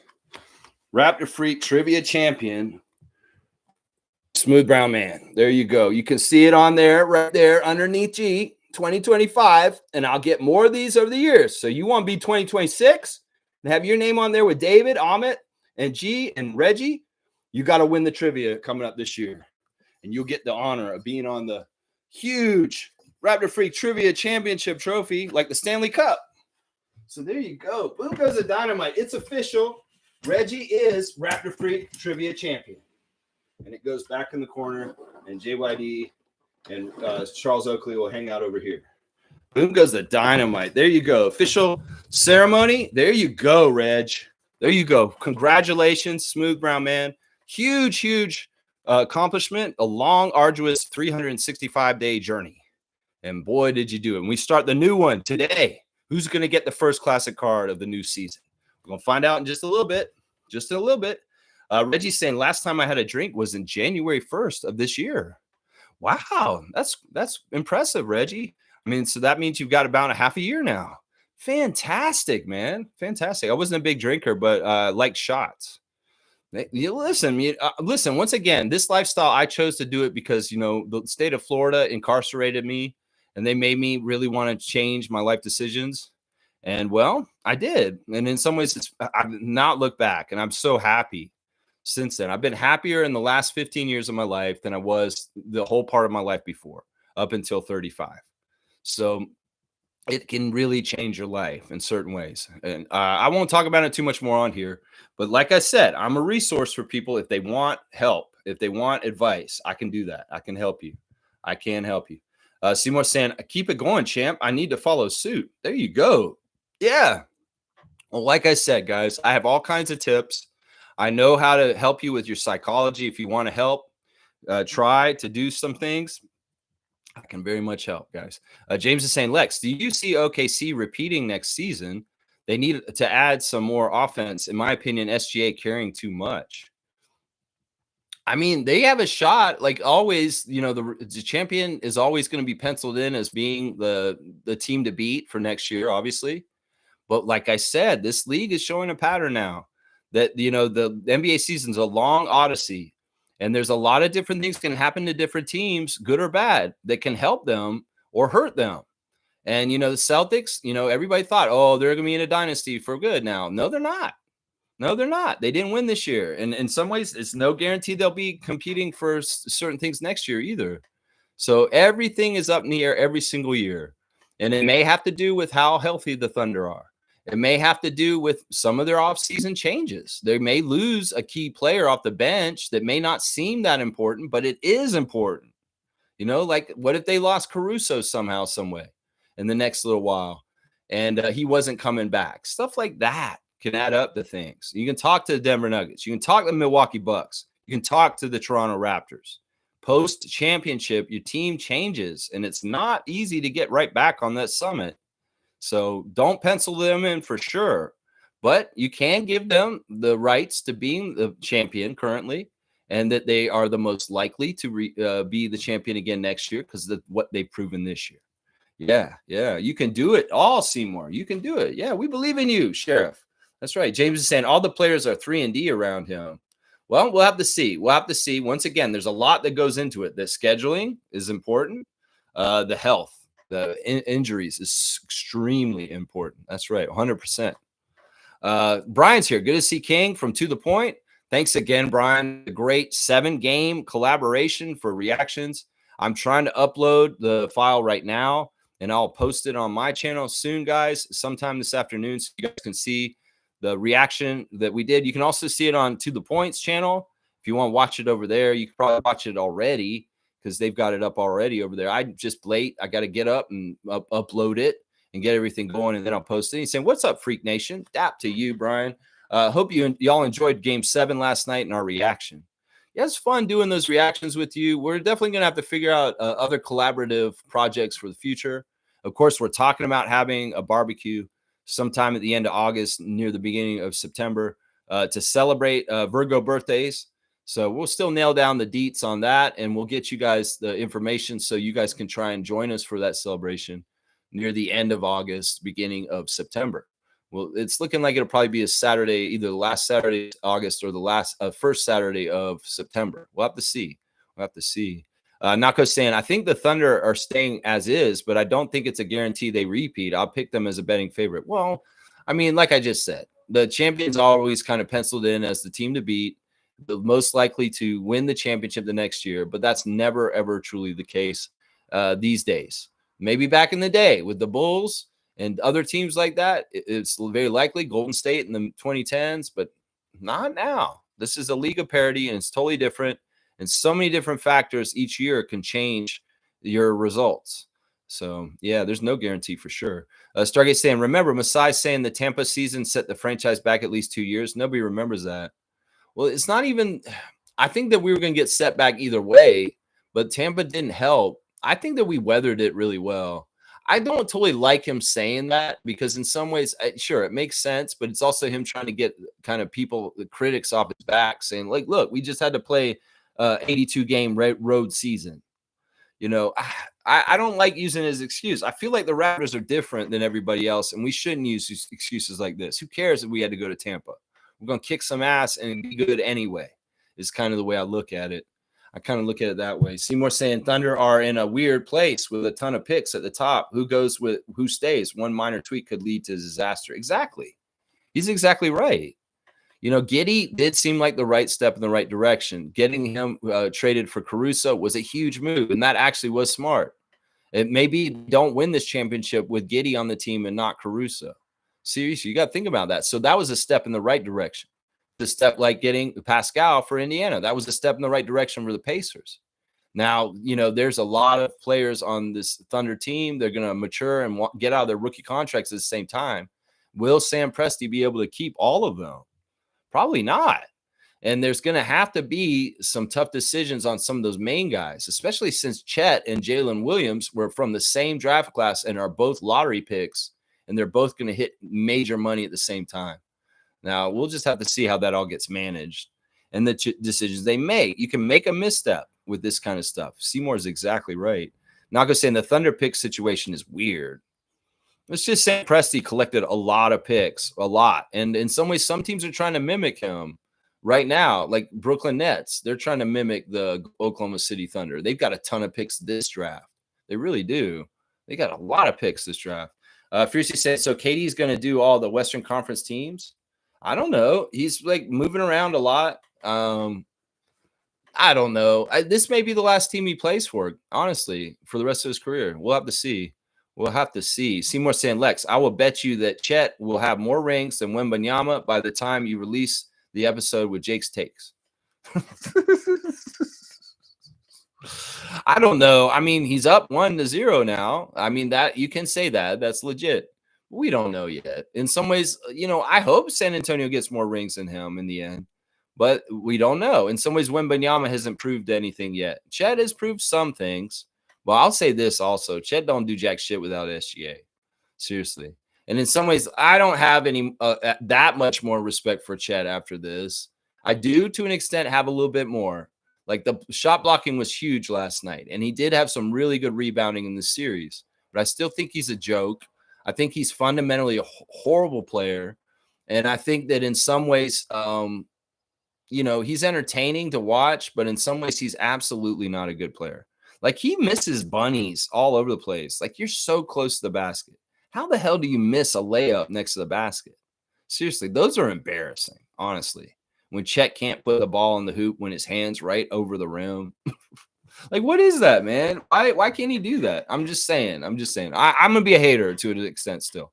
Mark saying KD is not the KD we all remember. However, he's still a good player, and his game is aging well. His attitude is questionable, but MA is going to manage it. We'll have to see. I mean, he probably will respect his coach more in this situation than, you know, Steve Nash or Budenholzer or any of that kind of crap in Phoenix. Yeah, I could see him respecting Udoka. I could see him respecting Fred. And that part will be very huge and important for things. As far as things, like maybe they will motivate Kevin to start working hard again and being a little bit more like his old self because they're like pulling it out of him. It could be. That could happen. Stargate saying Houston is going to end up like Kevin's last two teams. You people are delusional for believing he will change. The destroyer of worlds.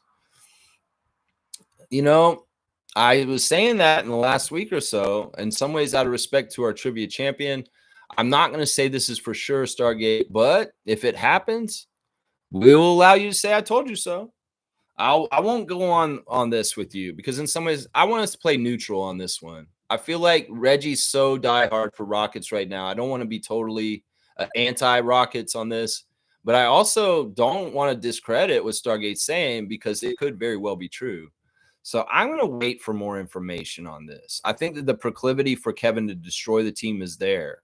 And I do see what Stargate's saying. But I kind of, in some ways, because I like Reggie a lot, kind of want to see him to have some success and the Rockets to do something and not to be a bust.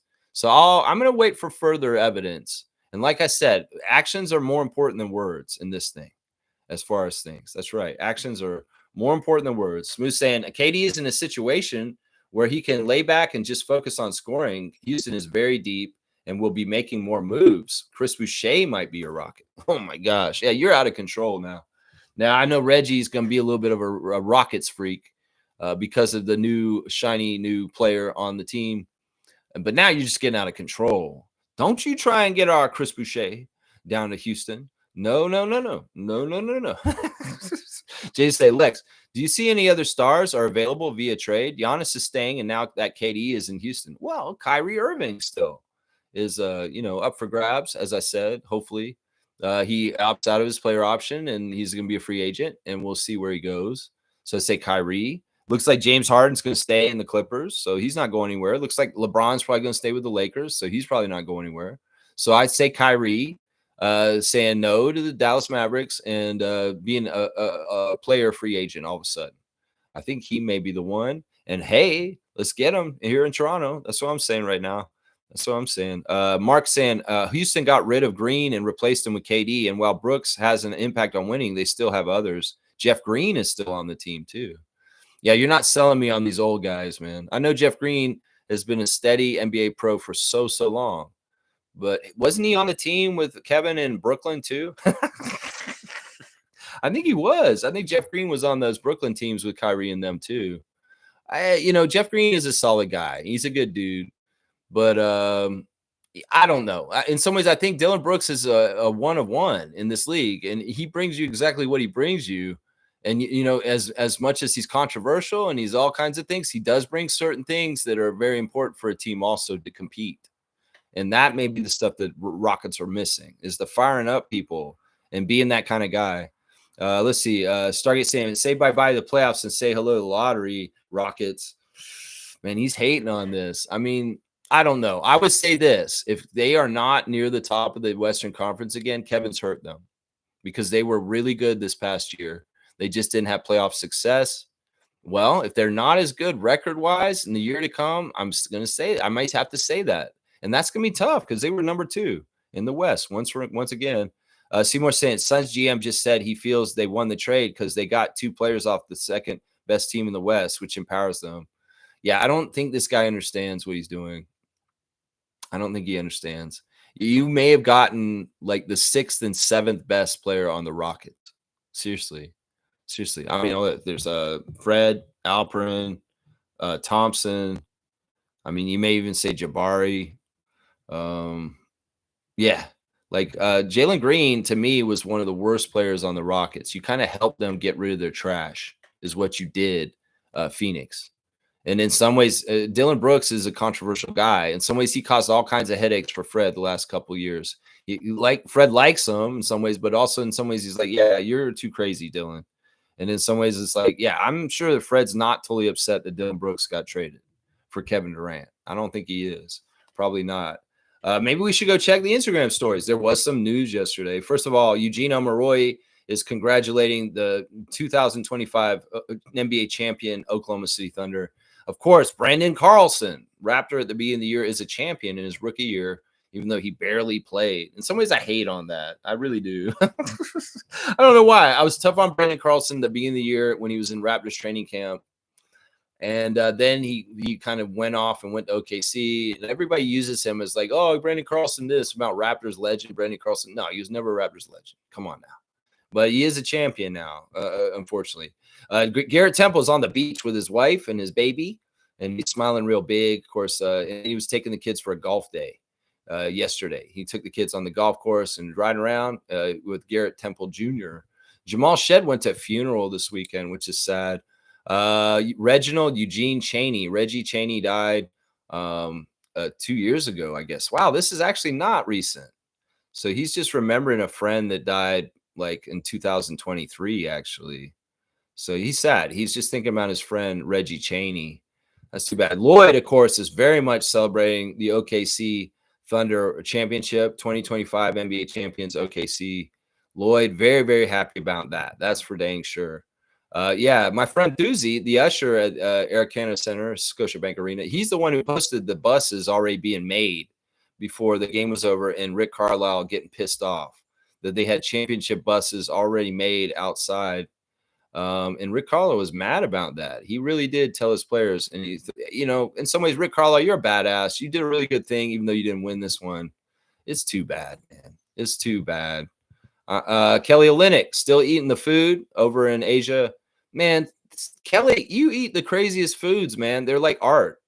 They look like they're tasty, but they also look like they're more art. That's a crazy ice cream and a corn on a cob. What the hell is that? You put ice cream on corn on a cob? What are you doing, Kelly Olynyk? You're a mad scientist with the food, my guy.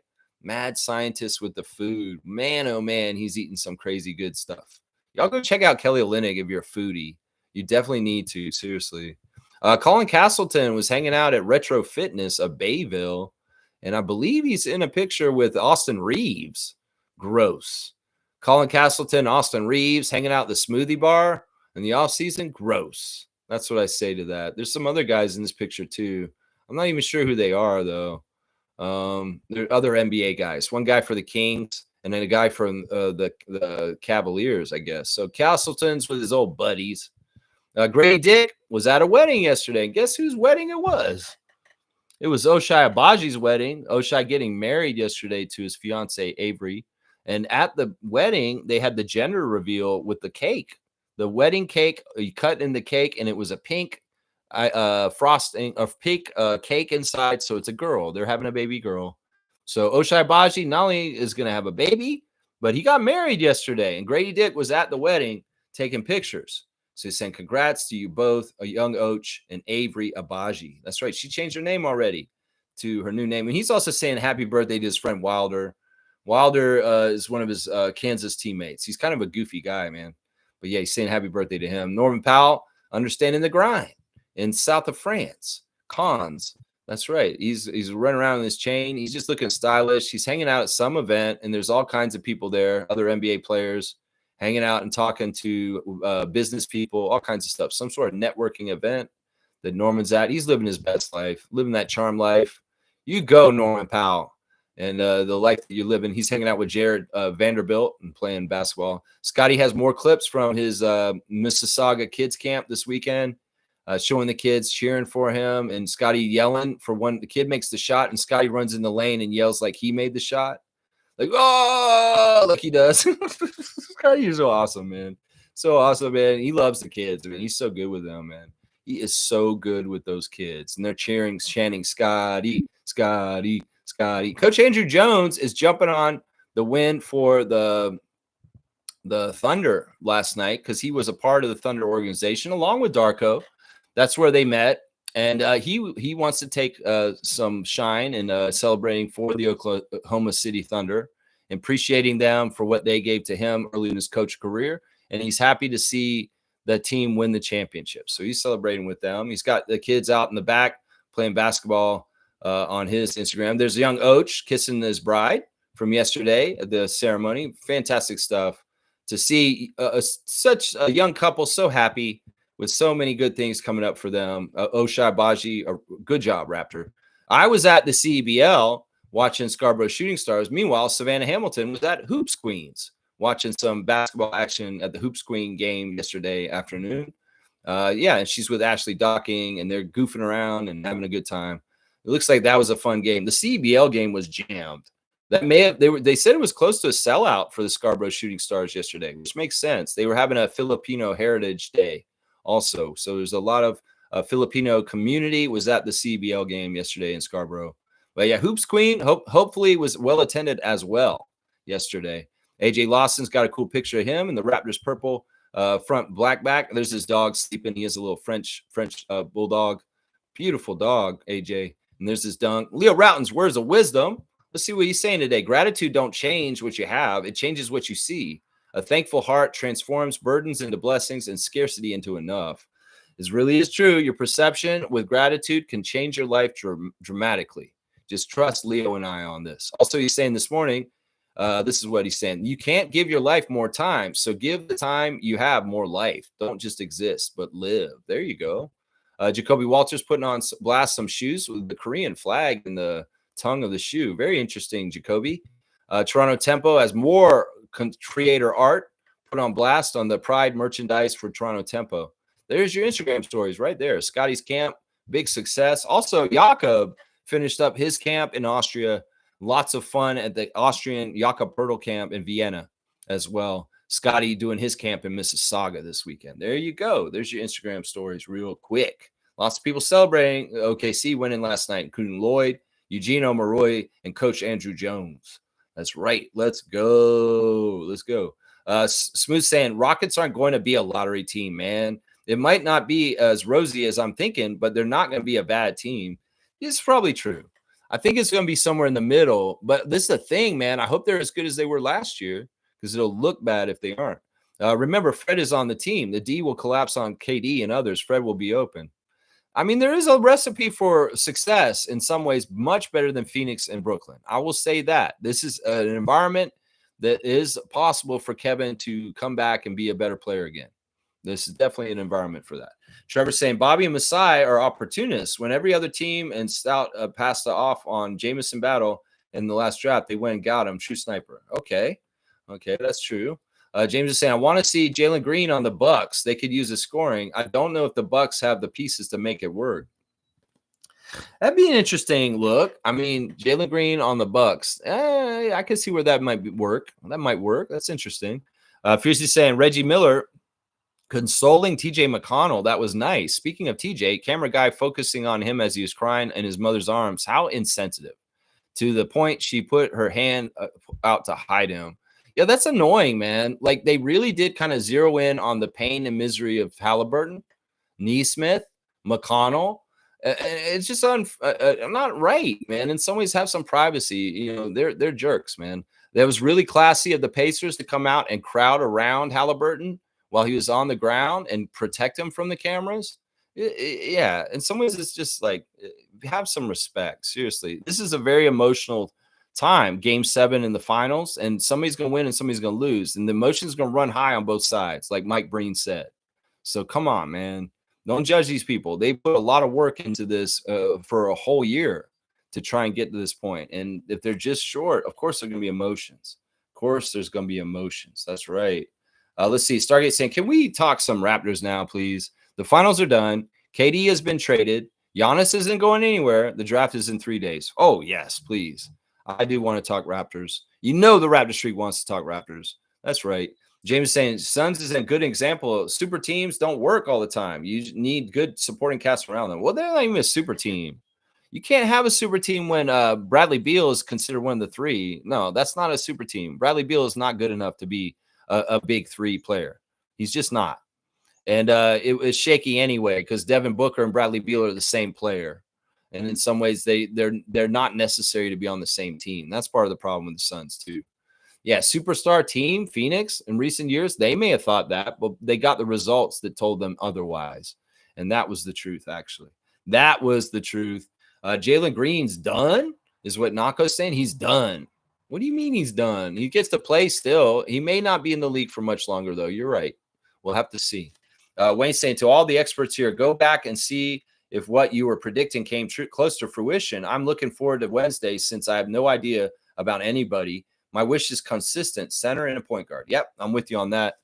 Well, in some ways, I kind of predicted this at the beginning of the year. If we're going to go look back way at the beginning of the year, I thought that Oklahoma City had the best chance to win the championship. And I picked my favorite finals as being this finals. I wanted Indiana versus Oklahoma City, and that's what I got. And, well, Oklahoma City won. So I think that some people could have seen that happening. A lot of experts did predict Oklahoma City to win the championship on their things. They were saying, a lot of them were saying Boston versus Oklahoma City in the finals, with maybe the Celtics beating the Thunder or vice versa. Thunder versus Celtics beating them, or even Thunder versus Cavs was a lot of predictions near the end of the year. But that was after the Cavs showed themselves as a really good regular season team. Stargate saying 2 different teams will be in the finals next season. That's the new NBA. Get used to it. Yep. I believe this. I'm more apt to believe this at this point. Blackhawks saying congratulations to SGA and Lou Dort for sure. Smooth saying, per Mark Stein, Raptors exploring ways to improve roster. Could be busy on draft night. Well, we'll see. Once again, I'll believe it when I see it. In some ways, I feel like we've already improved, and we just need to go into the season with what we got. And Brandon Ingram is that. And we'll just have to see. Mark Stein can be very reliable, though. Kareem saying that KD trade looks good, but I think losing Dylan Brooks will hurt them. Just ask the Grizzlies. If KD can't make it work with Westbrook and Harden, Beal and Booker, Kyrie and Harden in Brooklyn, why are people thinking things are different now at 37? Well, the coach, MA and Fred, those are the two things. And it is true. There's a better defensive supporting cast on the Rockets than the Nets and the Suns before. And that's been the biggest Achilles heel for Kevin Durant in the last few years being successful on a team, is that he has not had a good defensive team around him. Well, the Rockets may be able to supply that to him. They should be able to. So we'll have to see. We will have to see. Kareem saying, is OKC going to get backlash for Halliburton being injured, or is that just American versus Canadian thing? No, they'll probably be like, especially with Pacers fans, they'll be just like Warriors fans with us. There'll be some of that. There will be, definitely. There may be some perception and common NBA fan about it, but probably not a whole lot. People can see it exactly for how it is. In some ways, Indiana was the underdog, and Oklahoma City was likely favored to win no matter what anyway. So we'll have to see. Kareem saying, fuck Mark Stein and Jake Fisher. Stop listening to those guys. They throw shit on a wall just for clicks. I'm not going to disagree with Kareem. You want to dunk. You know, you get dunks easy, but you can get one for this. Especially because you threw Jake Fisher on the bus. Mark Stein can be okay sometimes, but Jake Fisher, definitely what you just said. 129 for Kareem, throwing Jake Fisher on the bus, the Oklahoma City championship bus that was available already before the game. Neil saying, TJ admitted that he did too much in game 7. You got to remember the way that got you there and go out on that. Be a team. Hero ball doesn't work. I mean, I can't fault him. Halliburton went out and they were having trouble getting people to step up and score, and he was just trying to do that. So I can't fault him for that. In some ways, the Thunder did a good job with their defense, breaking up the passing patterns of the Pacers. When they play as a team, they play the best, making the passes all around. Like, you know, I blame more, not TJ for trying to do too much, but people like Obi Toppin and Pascal for not doing enough. That's what I blame more. I think TJ and Benedict are blameless. They tried their asses off, and other people didn't step up and fill in the hole that Tyrese left. And I'm sad that Siakam didn't do better in this game and rise up and get like a 30-point game and carry the Pacers to the win. But it's very reminiscent of Siakam failing the Raptors in the past too. It's just true. It's just true. That is part of what happened with Siakam when he was on the Raptors. It wasn't just that he was depressed. In some ways, he tried to be the man for us, and he couldn't be. And in some ways, we had a ceiling with him as the number one option on our team that was not going to get us to Larry O'Brien. And that's part of the reason why we had to move on. That's part of it right there. Brian saying, peace out, Freak Nation. Got to get back to work on the Raptors draft pick prediction, which Lex will be on. That's right. I filmed a little extra thing with To The Point. They're doing a draft day prediction show for what they think the Raptors are going to be selecting. I will appear on the show with Coach Roach and beyond, and other people that appear on To The Point. So it's a whole panel of discussion that Brian's putting together right now with the predictions for draft on Wednesday. So look out for that content on To The Point. My cameo appearance on there, making my picks. And you guys know who they are. My picks for who I think the Raptors should pick on Wednesday. But peace out to you, Brian. Good evening, good morning, good evening, and good night. And thank you for being here, King from To The Point. That's right. Let's see. Where are we on the chat? Boom goes the dynamite. Was Brian peacing out? Nako saying Thunder had some close games, 7-game series, and they get blown out a couple times. OKC or the Nuggets for the West next year. Michael Jordan over LeBron. Yeah, I don't think the Nuggets will get to the finals next year. I don't think they will. The Nuggets are in a bad place. They really, really are. It's more likely that, you know, somebody like San Antonio or Houston or something like that will get there. Something like that. Yeah, you know, if Houston goes really well, the Houston Rockets could be the Western Conference champions next year. We'll see. We'll see. I could put some behind this. That's the ideal situation for what Reggie's seeing, is that they are the Western Conference champions and in the finals next year representing the Western Conference, which would be absolutely what they want. And it could happen. It could very much happen. Stargate saying, Lex, did you see my post on Discord? Last minute add on to my Raptors draft list, Danny Wolf. Yeah, I looked at Danny Wolf. I'm not impressed with him. I don't really want him. I really don't. But if you're high on him and you like him, that's cool. Not me. Not me. I didn't put him on the list on purpose. I did vet him and look at him, but I didn't like him. So I didn't. He's not on my list. He's not on my list. But he can be on your list. That's cool. Wayne saying, didn't hear the McConnell's dad story, but it makes sense now. The first half ended with Pacers up by 1 point.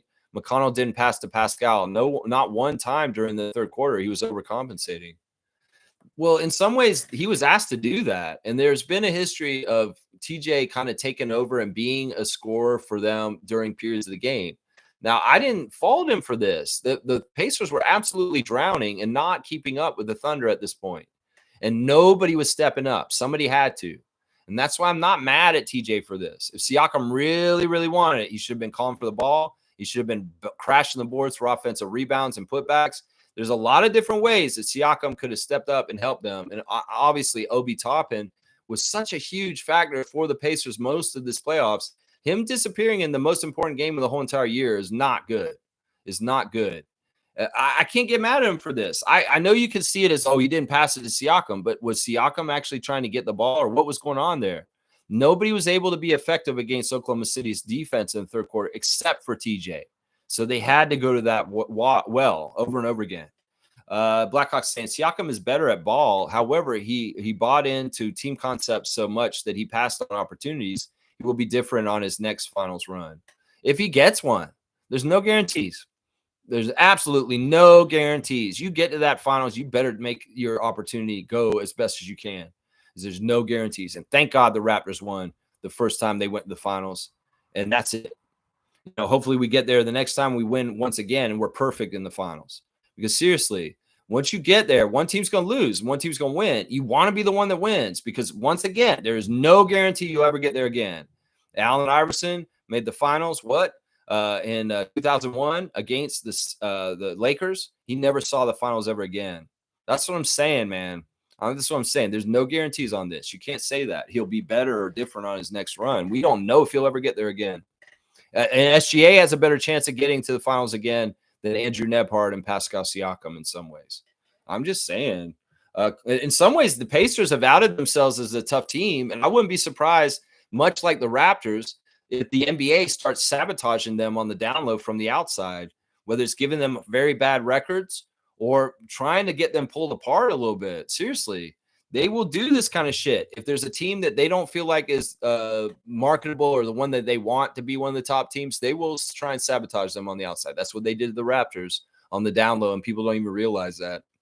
So I could see that happening. Now that the Pacers have kind of outed themselves as a real power, I think the NBA will be trying to do stuff nefariously behind the scenes and hurting them. I'm serious, man. It's not that I don't want the Pacers to get back to the finals. It's just this may have been their best chance. I'm not going to lie. Kalois saying, when Hallie went down, I knew it was over. They didn't play their game after that. Pascal alluded to the dark days he had here. Yeah. I mean, listen, that's what I was saying. There's two ways you could have gone, Pacers. You could have gone and manned up and said, you know what? Our guy's gone. We got to do this for him. But no, y'all turned into little wussies and you were mourning him and sad. You should have known this was a strong possibility. And you need to have a preparation mentally ahead of the game. What if Tyrese goes out and he can't play anymore? What are y'all going to do? Premeditate it. Think about it in your head. Well, if he goes out, I'm going all out. That's what I'll be like. Oh, he's out. We got to do this for Hallie.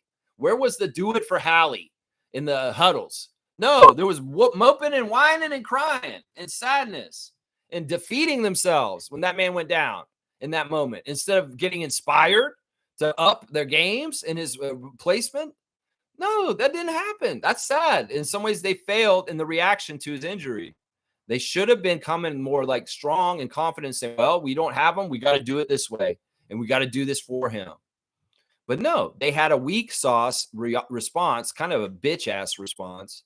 And they didn't come and meet the moment. And I honestly, I think that's a big part of why they lost last night is that they reacted to Halliburton too emotionally and they should have kept in the game. Trevor saying Thunder, second youngest NBA champion in the shot clock era. Yeah. After Bill Walton's Trailblazers. Yep, they're the second youngest team to ever win the championship, at least in this era. Yeah. Kareem saying, hate the fact that the cameraman panned away from SGA shaking hands with Nembhard and Mathurin. Yeah, there were a lot of dumb director's cut. Stargate pointed out Sportsnet cut back to the national television coverage right after they had posted the celebration of the Raptors and the order of the champions in a row. Yeah, it's all that kind of goofy stuff. When Danielle Michaud showed up at the end of the broadcast, I was like, why are you here? We should be seeing SGA get his MVP. And they are on there saying, "Oh, don't worry, we're going to bring you right back. They're on break down there. We're just filling time. We're going to sit here and talk and bullshit for 30 seconds because we have less commercials up here than the United States, and we have to fill it." But yeah, everybody started getting pissed. I was like, "Wait, what are you going to Sportsnet Central already after the game? We haven't even seen the trophy ceremony." And obviously, you can see in the commercials on Sportsnet in between, they're celebrating the hockey championship for the Panthers. They're showing Blue Jay stuff. There's barely any commercials that have to do with basketball on that channel and anything. You wouldn't even realize you're watching basketball programming on Sportsnet when you're watching the finals game at 7. Seriously, it's just how it is. It's just how it is. It's just how it is. So we're saying Raptors decided to build around Scotty. The coaching staff relegated Siakam to corner 3 guy. Darko is team. Scotty, everything is about him. Yeah, and I'm not mad about okay, that's Reggie. Yeah. Yeah, I mean, that's true. They pivoted from Pascal and OG and Fred to Scotty, and that's the right move because we need to move to the next vine. It's like Tarzan swinging through the jungle. Let go of that last vine so we can go forward with the next vine. We needed to do that. Neil saying, I'm not mad about Pascal's post comments. We do not know what goes on behind closed doors, so you have to have some open-mindedness about it. I do know this. Pascal's intentions with the Raptors were always pure and kind and just and right. He's always wanted the right things for Toronto Raptors and the city of Toronto and our fans. And in some ways, there were conflicts within the organization for what he wanted and what was happening. In some ways, they weren't getting exactly what they wanted. There was frustration with Norman, Fred, and OG and Pascal. And some of it was they weren't as successful as they should have been. Some of it was that the front office was starting to show the signs that we're going to go in another direction. And it's awkward. The last year or so when you're on the team, when you know the writing's on the wall and you're probably not going to be there very long, you're just waiting for you to get traded or to run your contract out and sign with another team. It's awkward. It's very awkward. And in some ways, you're still in the situation. You wish you could change it up until the last moment with Dennis Schroeder here and RJ Barrett and Emmanuel quickly come in for OG all of a sudden. But alas, it's already set in stone and kind of on its way. And you're going to be going to Indiana, even if you never wanted to leave Toronto. There's a lot in it you've got to unpack. And in some ways, you've got to understand the intention from Siakam with the Raptors was always pure and true. That's the only thing you need to remember because it's true. It is. And it is to this day. Nako Stan, I remember telling Lex about Danny Wolf. Don't think he was too impressed. I like Maxime Renault more. Yeah, I looked at him and I was just like, yeah, I don't know why. I don't know. I just wasn't that impressed with him when I watched him. Kaloy said, I think this is one of the reasons they had to let Nick Nurse go. The atmosphere he created with the Raps team had to be broken down and start fresh. Yeah, Nick isn't a healer. Nick isn't like a benevolent kind of team social guy like Darko. Darko's a healer. Greg Popovich is a healer. These are guys that care about their players immensely and go above and beyond in private life to be there for their players. And Nick was not that. Nick is all business, practice, and games. And honestly, in my private life, you're probably not interacting with me that much. And that in some ways, the Raptors needed somebody more like Darko in those years of confusion with Tampa and all that on the down low. And Masai probably felt bad about not being there for some of the Raptors players in that time, letting Nick have so much reign that he said after Nick left, I have to be more involved in watching over this team and making sure that things are healthy. And that was part of the hiring of Darko that's amazing is he's such a people person. I don't worry about anybody getting into the funk or the doldrums like Siakam did with our team now because Darko would be proactive to help that player, unlike Nick. Nick, in some ways, we got to remember him and Siakam had a falling out during the bubble because of things that happened in that series with the Celtics. Nick had a falling out with Siakam. He had a falling out with Serge at that same series. And in some ways after that, and even though Nick Nurse was still our coach, a lot of things had changed after the bubble. And the Tampa year didn't help, obviously, the year after. And in the failure to the Sixers in the first round, and then the play-in game, the last game that Nick coached for the Raptors against the Bulls with DeAndre DeRozan, yeah, all disasters. And in some ways, part of it was the toxicness of Nick Nurse and his coaching staff. Whatever happened with Earl Watson, Nate Bjorkgren, and all them, yeah, there was all kinds of problems on the down low with the Raptors that we weren't totally aware of. We couldn't see within. Neil saying if Thunder have too many picks, they will have to make deals to turn them into picks further out. Yeah. Yep. OKC still has the 2026 Clippers pick unprotected. Interesting. Neil saying the Rockets trade is not final until around July 6th because of Jalen Green's contract. It better not fall apart. Interesting. Interesting. Also, they got to worry about all the physicals and stuff like that. Kevin, Smooth saying could be a valuable trade option for them. I think OKC has a late lottery pick in this draft. Yeah, I mean, these teams that collected all these draft picks, it's confusing. I don't even try and keep track of it all. It's just too much. Neil saying Rick being pissed at refs was no help to his team. Come up with schemes to ignite your players next time. In some ways, I'm not going to get mad at him for that. That's part of the coach. What he does is you got to fight for your team in politicking. And in some ways, Josh Tiven, Jimmy Capers, and Sean Wright were doing some weird kind of calls. Part of it is because, all right, if you're the home team and the advantage of the crowd behind you, you're going to get better calls. Because partly is the refs don't want to piss off the crowd, and they will more likely on 50-50 calls give it to the home team. And there were some areas where that was happening, and Carlisle had real gripes, real gripes. I thought the refs were overall very fair, but the proclivity to favor the home team is always there. And in some ways, I don't fault Rick Carlisle for this. He was trying to get in there and fight and argue with the refs. That's what a coach has to do. And if he was quiet and he was just rolling over and taking it, I would be more mad at him for that. I would be more mad at him for that. And Smooth saying, wow, thank you. My name on a trophy. Yeah, you're on there, bro. You're on there forever, for good. 2025, Smooth Brown Man, right underneath 2022 G. And we're going to add another one next year, 2026. Whose name will it be? Whose name will it be? That's right. You are. Yeah, I mean, we used to give a prize for this. G got a JYD jersey the first year, and David got a trophy. But last year with Amit, because he's so far away, we just put his name on a trophy. I think that's what we'll do now. It's the prestige of it. You're in Raptors freak history forever on this channel, and you're on the Stanley Cup of this channel. Basically, this is like our Stanley Cup that has all the names of the champions on it going forward. And there's room to put them on the sides, so I can fill this thing in over and over again. We can put so many names on here over the many years to come. Coming up. That's right. Neil saying OKC has the 15th lottery pick. Interesting.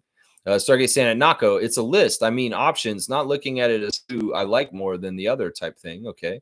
James said that's a nice trophy. It is a very nice trophy. I appreciate David for donating it to the channel way back. And, in some ways, it's like I wish David well. I'll just say that. I wish him and Peter both very well. Yeah, no hard feelings in some ways. It's just how it is. Stargate saying at Lex, in reference to Masai 2-year comments, well, those 2 years set back is done, so it's time to kick ass. Exactly. Totally with that. No more excuses. I don't want to use those excuses. We can go through the worst shit nobody else has to go through. We're badasses. We're going to come through it. That's right. Stargate saying, hopefully today is the last day we talk so much about other teams. More Raptors talk needed. Yeah, I'm going to be definitely going heavy on the draft for the rest of the week, obviously. With the draft on Wednesday and Thursday, the coverage, I'm not totally sure. I might not do a stream on Wednesday morning. We might do the live stream during the draft, and I'll live react during the draft with everybody.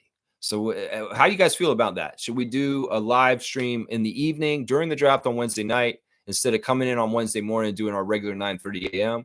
I don't want to do it during the second round, but maybe I should do it both rounds. I don't know. We'll just have to see. Maybe we'll do live stream during the draft.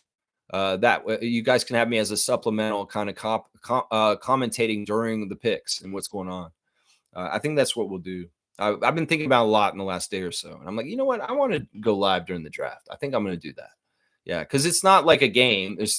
Even if there's a delay, I can kind of keep up with the draft to a certain extent as it happens.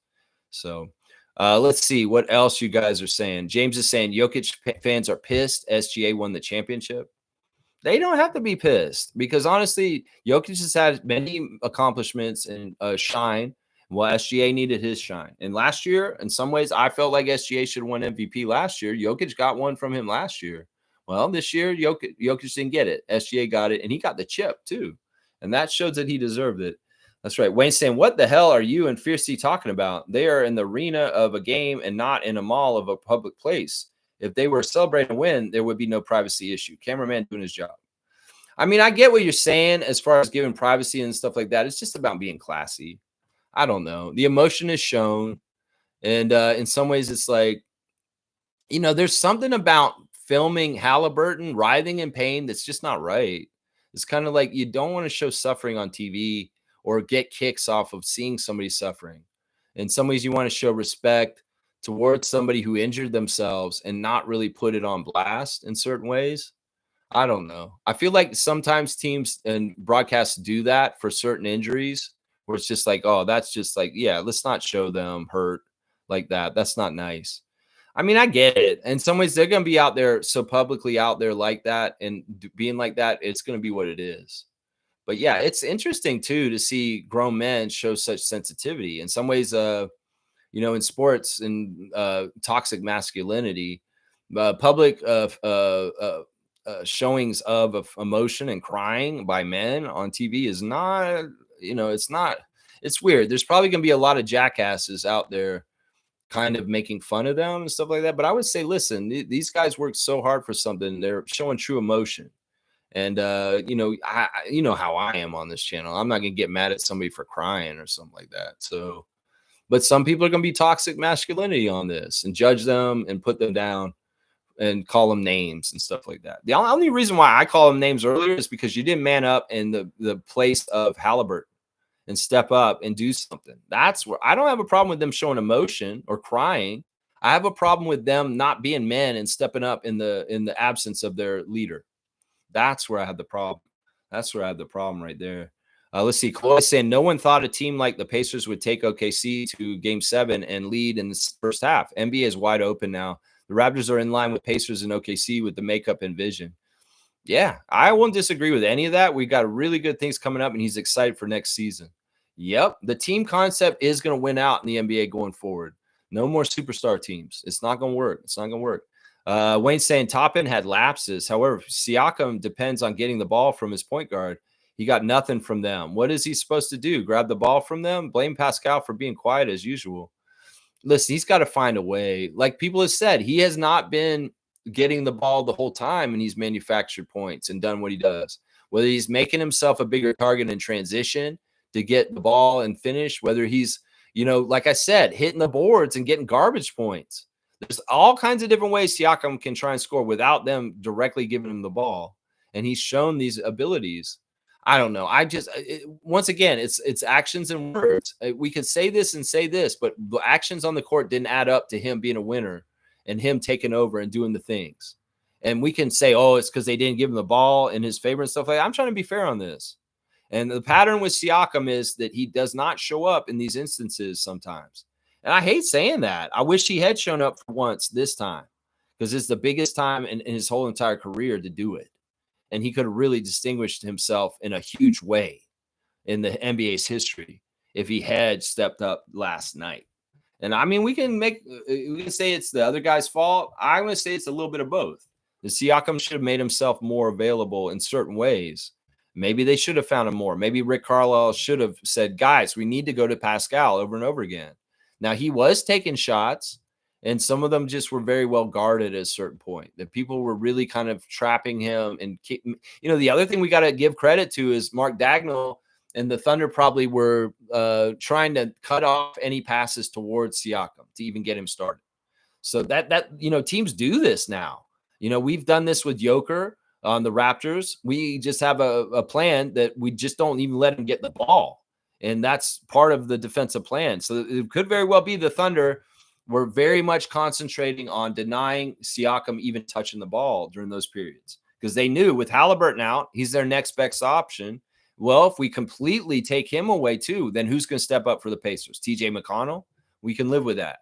Benedict Mathurin's going to try and run through a wall to help the Pacers. Well, let's see how successful he can be. So those kind of things right there. Stargate saying, Kaloy, I agree. It's just about staying healthy. For the Raptors next year, exactly. Yep. Carlo JS saying, losing Hallie made them go away from their original play style. Hallie may not fill up the scoring stat sheet, but it goes to show how important he is. It's kind of the same with Barnes. He spaces the floor with his three-point threat, and he is an absolutely, even if he's not making a shot, the best passer on the team as far as getting guys open, because in some ways he would drive and kick very, very effectively, especially in the last game in Indiana, Game 6. he really was good at getting a paint touch and then kicking it to Siakam all of a sudden for an easy shot. And that was what was lacking. In some ways, it's Nebhard could work on his game as far as that. That would be really good for him. Because in some ways, Andrew Nebhard's not a really good point guard. He's a good shooter to an extent, and he's a good defender. But that part of his game as playmaker needs to be more fleshed out. And that was evidenced in the void of Tyrese last night, that he may have needed to be more of a point guard like Halliburton for that team last night. And Nebhard is not a very good point guard as far as like a passer. That's something he should work on this summer, honestly. He really should. Let's see. Yep, health going to be key. Brandon better do them yoga forms. You know, Bobby let something out in the Hello and Welcome podcast. I keep remembering things from it that is important, and I'll get to them each time. He said that Brandon's at OVO this summer right now. He mentioned 3 names. He said, oh, you know, OVO's been very busy the last couple of weeks. We've had a lot of draft people coming in, working them out. But in the mornings, it's very busy because Grady, Jamal, Brandon are in there working out every morning. He said Brandon Ingram's at OVO working out every morning this summer. That's what I'm saying, y'all. That's what I'm saying. He's showing a dedication because he's in Toronto and he's doing stuff at OVO like Grady Dick and Jamal Shed and other young Raptors that have been around the city like Ulrich and Jacoby. So this is a good sign that Bobby Webster let it be known that Brandon Ingram has stayed in Toronto this summer, a good part of it, and he has been continuing to work out with the Raptors staff at OVO Center in recent months. So that's a really, really good thing right there. Wayne's saying Pacers aren't coming back. OKC is beatable, and teams will outcoach their coach in the finals. East is open for Raptors and teams with consistent bench roster. Having a solid center is a key along with defense. I will not disagree with anything Wayne's saying there. And in fact, I'm going to give him a dunk. I like everything he's saying right there. I think he's exactly on point with that comment and all around.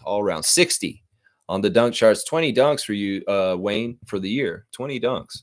All right, let's keep going. Kareem saying, so Halliburton out with a torn Achilles. East is wide open like a Tim Hortons on a federal holiday. They got Tim Hortons at the Pan Am Center, guys. Trevor's giving me a cutoff. I thank you, Trevor, and I will do the classic card very soon. Do the night stream. So I will do the night stream. I'll do it during the game. I'll do it a game. Seymour's, I'm a whole hour behind. You'll be all right because, you know, it's in the evening. You'll be fine.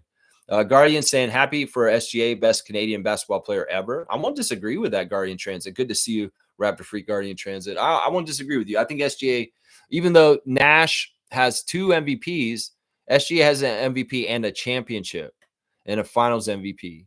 And in some ways, that finals MVP and that championship is something Steve Nash never got.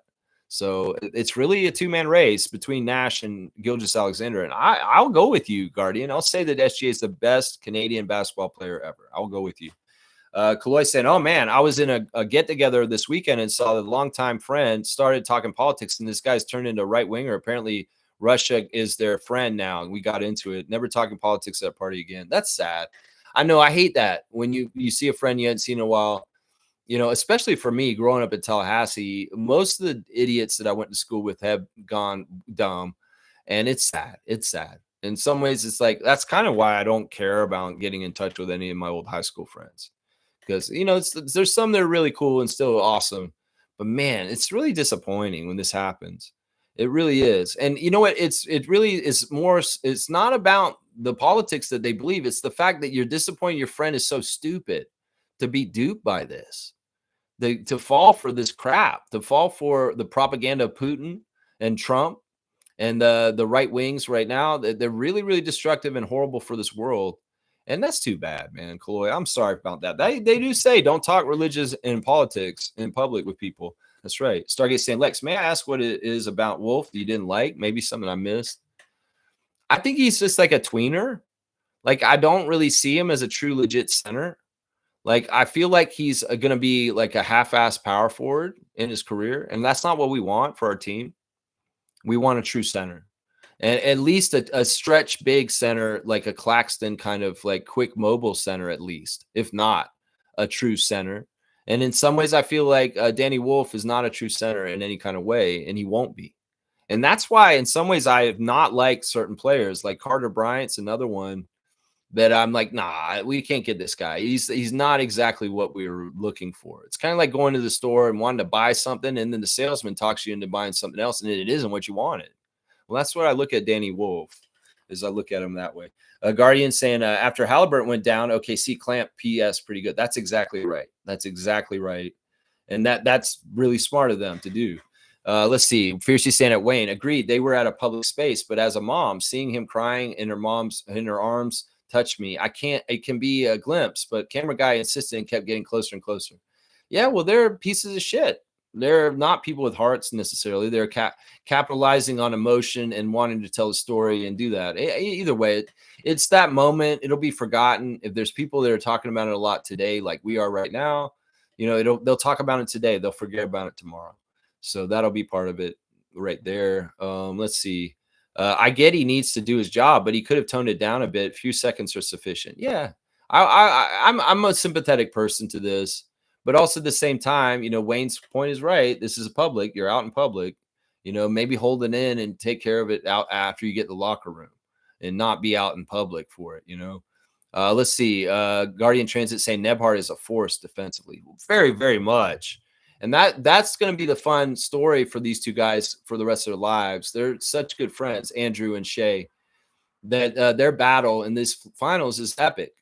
And in some ways, it really made Andrew Nebhard look good. Really made him look good.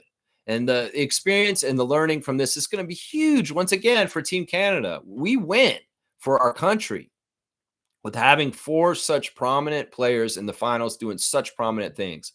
Canada was the dominant country in the NBA this year because our champion and our MVP is from Hamilton, and 4 of the most important players in that finals were from Canada. Lou Dort was huge in this game last night. Benedict Mathurin, the leading scorer for the Pacers, and Andrew Nebhard making people more and more known with his name and what he did in this final series. That's right. I'm very proud of all our Canadians, including Siakam, for the finals. That's right. That's right. Slugdeezy's here. Good to see Slugdeezy. A very good favorite for getting his name on this trophy next year. That's right. Players need to rethink wearing those low-cut shoes to too many serious injuries and no Achilles support. I will agree with this. Seriously. You might be better off with them old Chuck Taylors that Magic and Larry wore with just the canvas. Not even like a real shoe. You might be getting more ankle support from that. Plus, DeMar DeRozan, tie your damn shoes, my guy. There's a lot of players that are not totally tying their shoes and wearing the shoes loose. There's all kinds of weird stuff going on with players and their feet. And I'm like, y'all, seriously, think about your ankles. Tape them up. Some guys start taping them up. I know Scotty started taping his ankles at a certain point, and that's better for him. It's just be smart. Be protective. Some players wear things to protect themselves. Like Kyle Lowry, he's falling all over the place. He wears extra protective gear, extra elbow pad or knee pad or whatever, because you may be hitting the ground and going after it. That's right. I think Slugdeezy's onto something, and they need to get back to high tops, right? Mark saying BI getting those ankles strong for next season. He's down there working at OVO. Bobby said it. That's good. BI has been ready since March. He has been ready.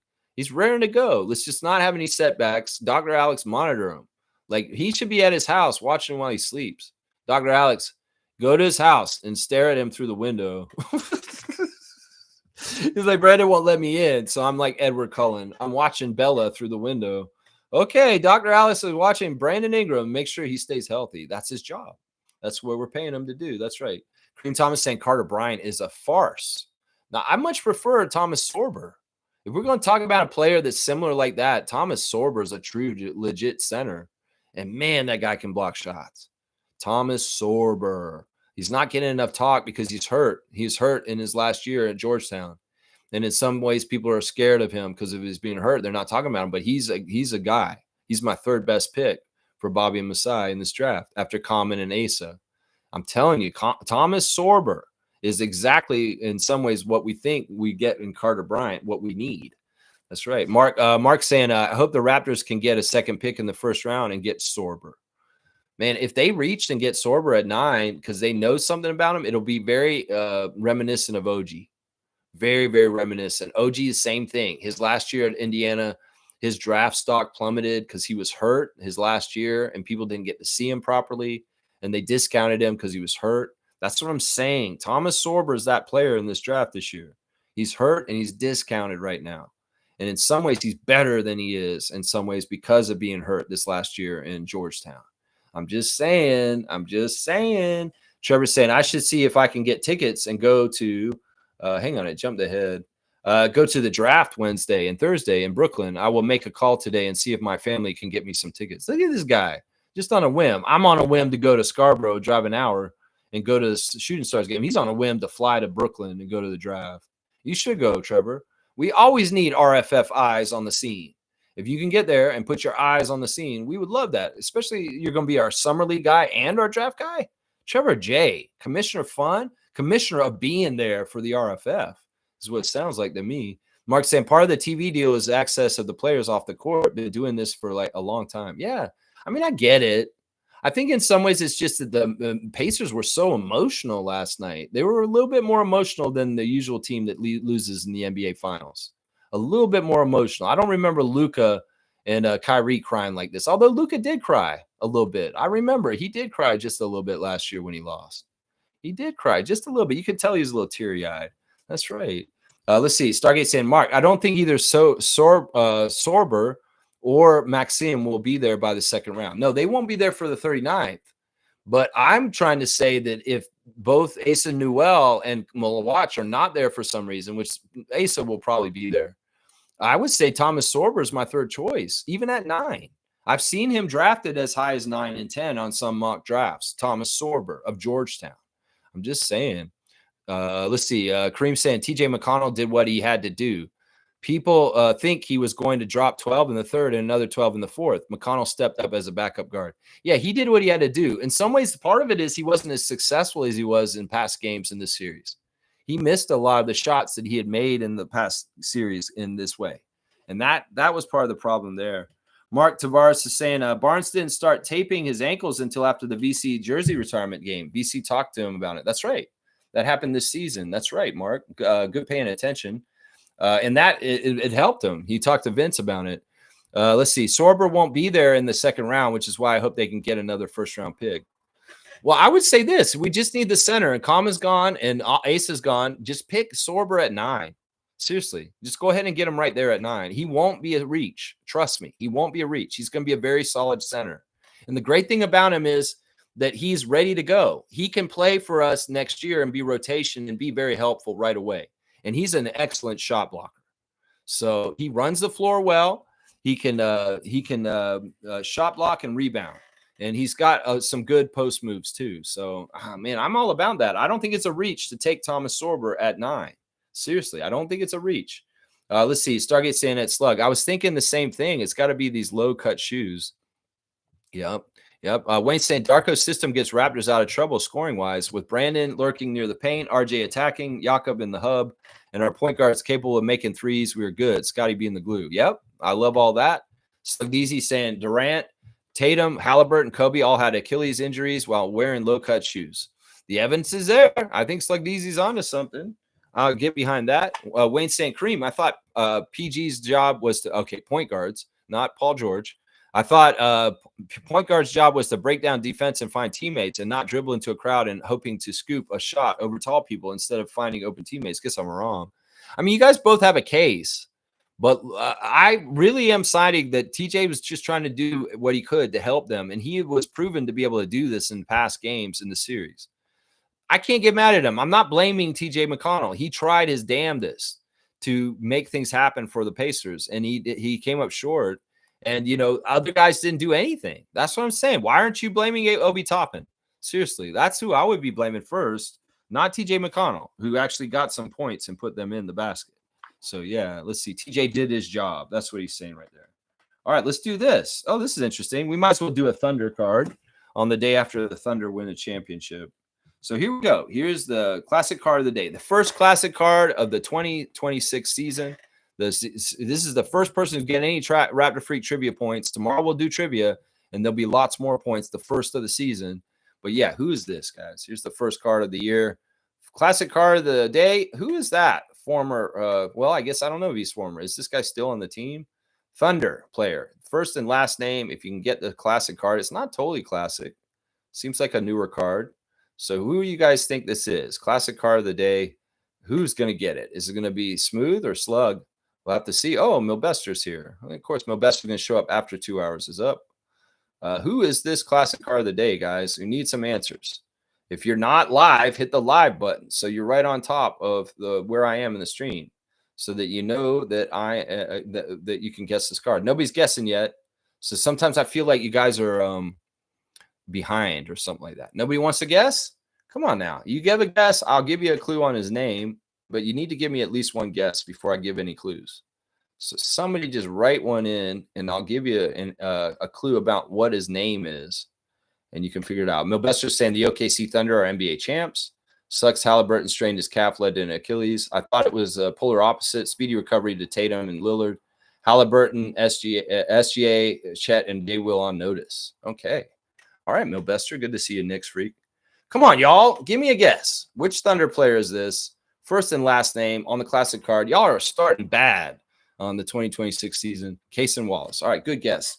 Good guess. Isaac is wrong. His first name is the same first name as one of the commentators at this series who had something to do with our team and also with the state of Indiana. So his first name, there you go. Milbester got it. Milbester's going to get it for the first one this week, is Isaiah Roby. He got it. Milbester's getting a classic card. He was with the Knicks, so he got it. Kareem's too late. You guys let Knicks freak get the first classic card of the year. I don't even know if Milbester's ever gotten a classic card. I'm pretty impressed, Milbester. Honestly, I'm pretty impressed. I'm going to give you 200 points today. Milbester coming in and seagulling the classic card. Isaiah Roby is the classic card of the day. Wow, Milbester. Wow, 200. And he'll be the first one on the trivia scoreboard for this. I should mark this as the change. The change to the new season. We're going to make it green on there. And it's Isaiah Roby. Isaiah Roby is the card. And Milbester got it. That's pretty awesome. Pretty awesome. 200 points from Milbester. Boom, goes the dynamite. Let me see what else we got to do on the chat before I want to get done in 9 minutes so we can get out of here. They had Roby from the Thunder briefly in New York. That's why you knew him. Okay. You got to learn the new guys. Smooth's like, I got to learn new players. Wayne's saying nobody ever heard of him or ever saw him play. Yeah, that's part of it right there. All right, let's go through the tabs real quick. Once again, the Pacers lost to the Thunder last night in Game 7 of the finals. Really, really good game by SGA with the assists, 12 assists with 29 points, plus 11. Lou gets Dort with 7 rebounds, including 3 offensive big ones, 3 steals, 9 points on a plus 12. Chet Holmgren with 18 points with 8 rebounds and 5 blocks. Big, huge part of the game. 20 points for Jalen Williams. Off the bench, Alex Caruso, big time, 10 points. Just a very effective with 3 steals. Cason Wallace was a bulldog. Really annoying player last night. Cason Wallace had his best game of the finals in Game 7 last night. Did you guys notice that? Very much did. But yeah, it is what it is. I went to the CBL game yesterday. Scarborough Shooting Stars beat the Niagara River Lions. I got to meet Enzo, the mascot of the Shooting Stars. It's an awesome shirt I bought at the game yesterday. Got to see Antonio Davis Jr. play, and I got to see O'Shea Brissett at the game and dap him on the way out. But good job, Scarborough Shooting Stars, shooting so well with Quavion Smith, who came in and just kicked some ass. They also had Danilo Jurcic, who was actually really good, man. That European player was really, really good. Let's see what else. We did the classic Raptors Reddit. They got the 4 players ever to win the MVP, the scoring title, and the Finals MVP: Kareem Abdul-Jabbar, Michael Jordan, Shaquille O'Neal, and SGA. You know, Michael Jordan did it 4 times though. That's crazy, man. That is crazy. Crazy. All right, yeah, not much else on Raptors Reddit we need to go over right now. There are birthdays today. Let's just do the birthdays real quick. We've got happy birthday to Mike James of Amityville Horror from New York. He is 50 today. Happy birthday to Mike James, unsung Raptors leading scorer for a season. Happy birthday to the legend Nando DiColo. It is his birthday today, and he is 37 or something like that. 37 today? No, 38. He's 38 today. AC Earl, original Raptor. It's his birthday. and he is 55 today. So happy 55th birthday to AC Earl. David Anderson, former Raptor. It's his birthday, 45 years old. And Michael Williams, formerly of the Detroit Pistons Bad Boys, also an early Raptor, very, very early on. It's his birthday today also, and he is turning 59 today. So, yeah, a lot of birthdays in the Raptors world. Mike James, Nando DiColo, AC Earl, David Anderson, and Michael Williams are the birthdays for today's game. Milbester, get the hell off my stream. I'm about to leave. You doing this? Come on now. Come on now. What are you doing, man? I don't want to talk all this other stuff right now. You came in late. You got to get here closer to 9:30, man. It's after 11:30. It's way too late. We got to remember 2 hours is the stream. TJ and Benedict were both trying. Exactly. I believe with that. Wayne saying, Lex, what about your boy Chet? Are you impressed yet? Listen, I'll give him just a little bit. I still think, I said it earlier, I think that he's a faulty NBA player, and that honestly, he's not a true big. I think that I was making fun of him for missing bunnies. Like, there's so many shots he has right at the rim he does not manage to put through. So no, in some ways, I still don't respect him. He had good shot blocking last night, and he has been key rebounder in this finals. But overall, man, I don't respect Chet. I'm sorry. I don't. Overall, I do not. He's still a screen door. He can still be pushed around defensively like nobody's business. Let's just saying the East is wide open next season with Tatum and Halliburton out. Maybe my Knicks will finally reach the finals. Nope. Y'all fired your coach. You're backtracking. Cavs, Magic, and Bucks will be good. No, I don't think that the Bucks will be good. I'm not sure about the Magic either. Cavs will probably be good, though. Celtics will be good, probably, too.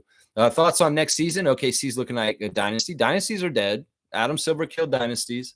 There's no coincidence that there's been a different champion since the Raptors have won the championship every single year.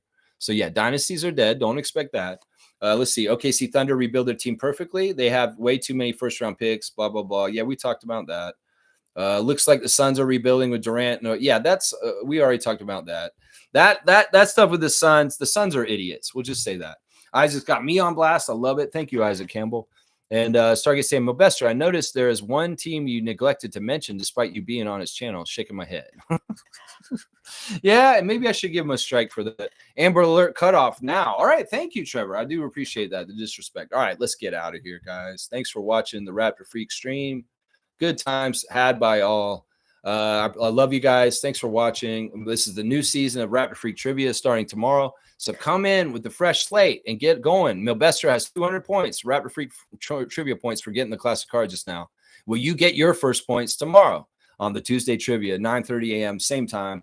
I'm not going to tell you the subject. I'll make the questions and answers this afternoon. And I'll be back with them tomorrow morning. That's right. Raptors will be good this year, too. All right. Thank you, Milbester. Put some respect on our name. That's right. Let's grow Raptors. Woo!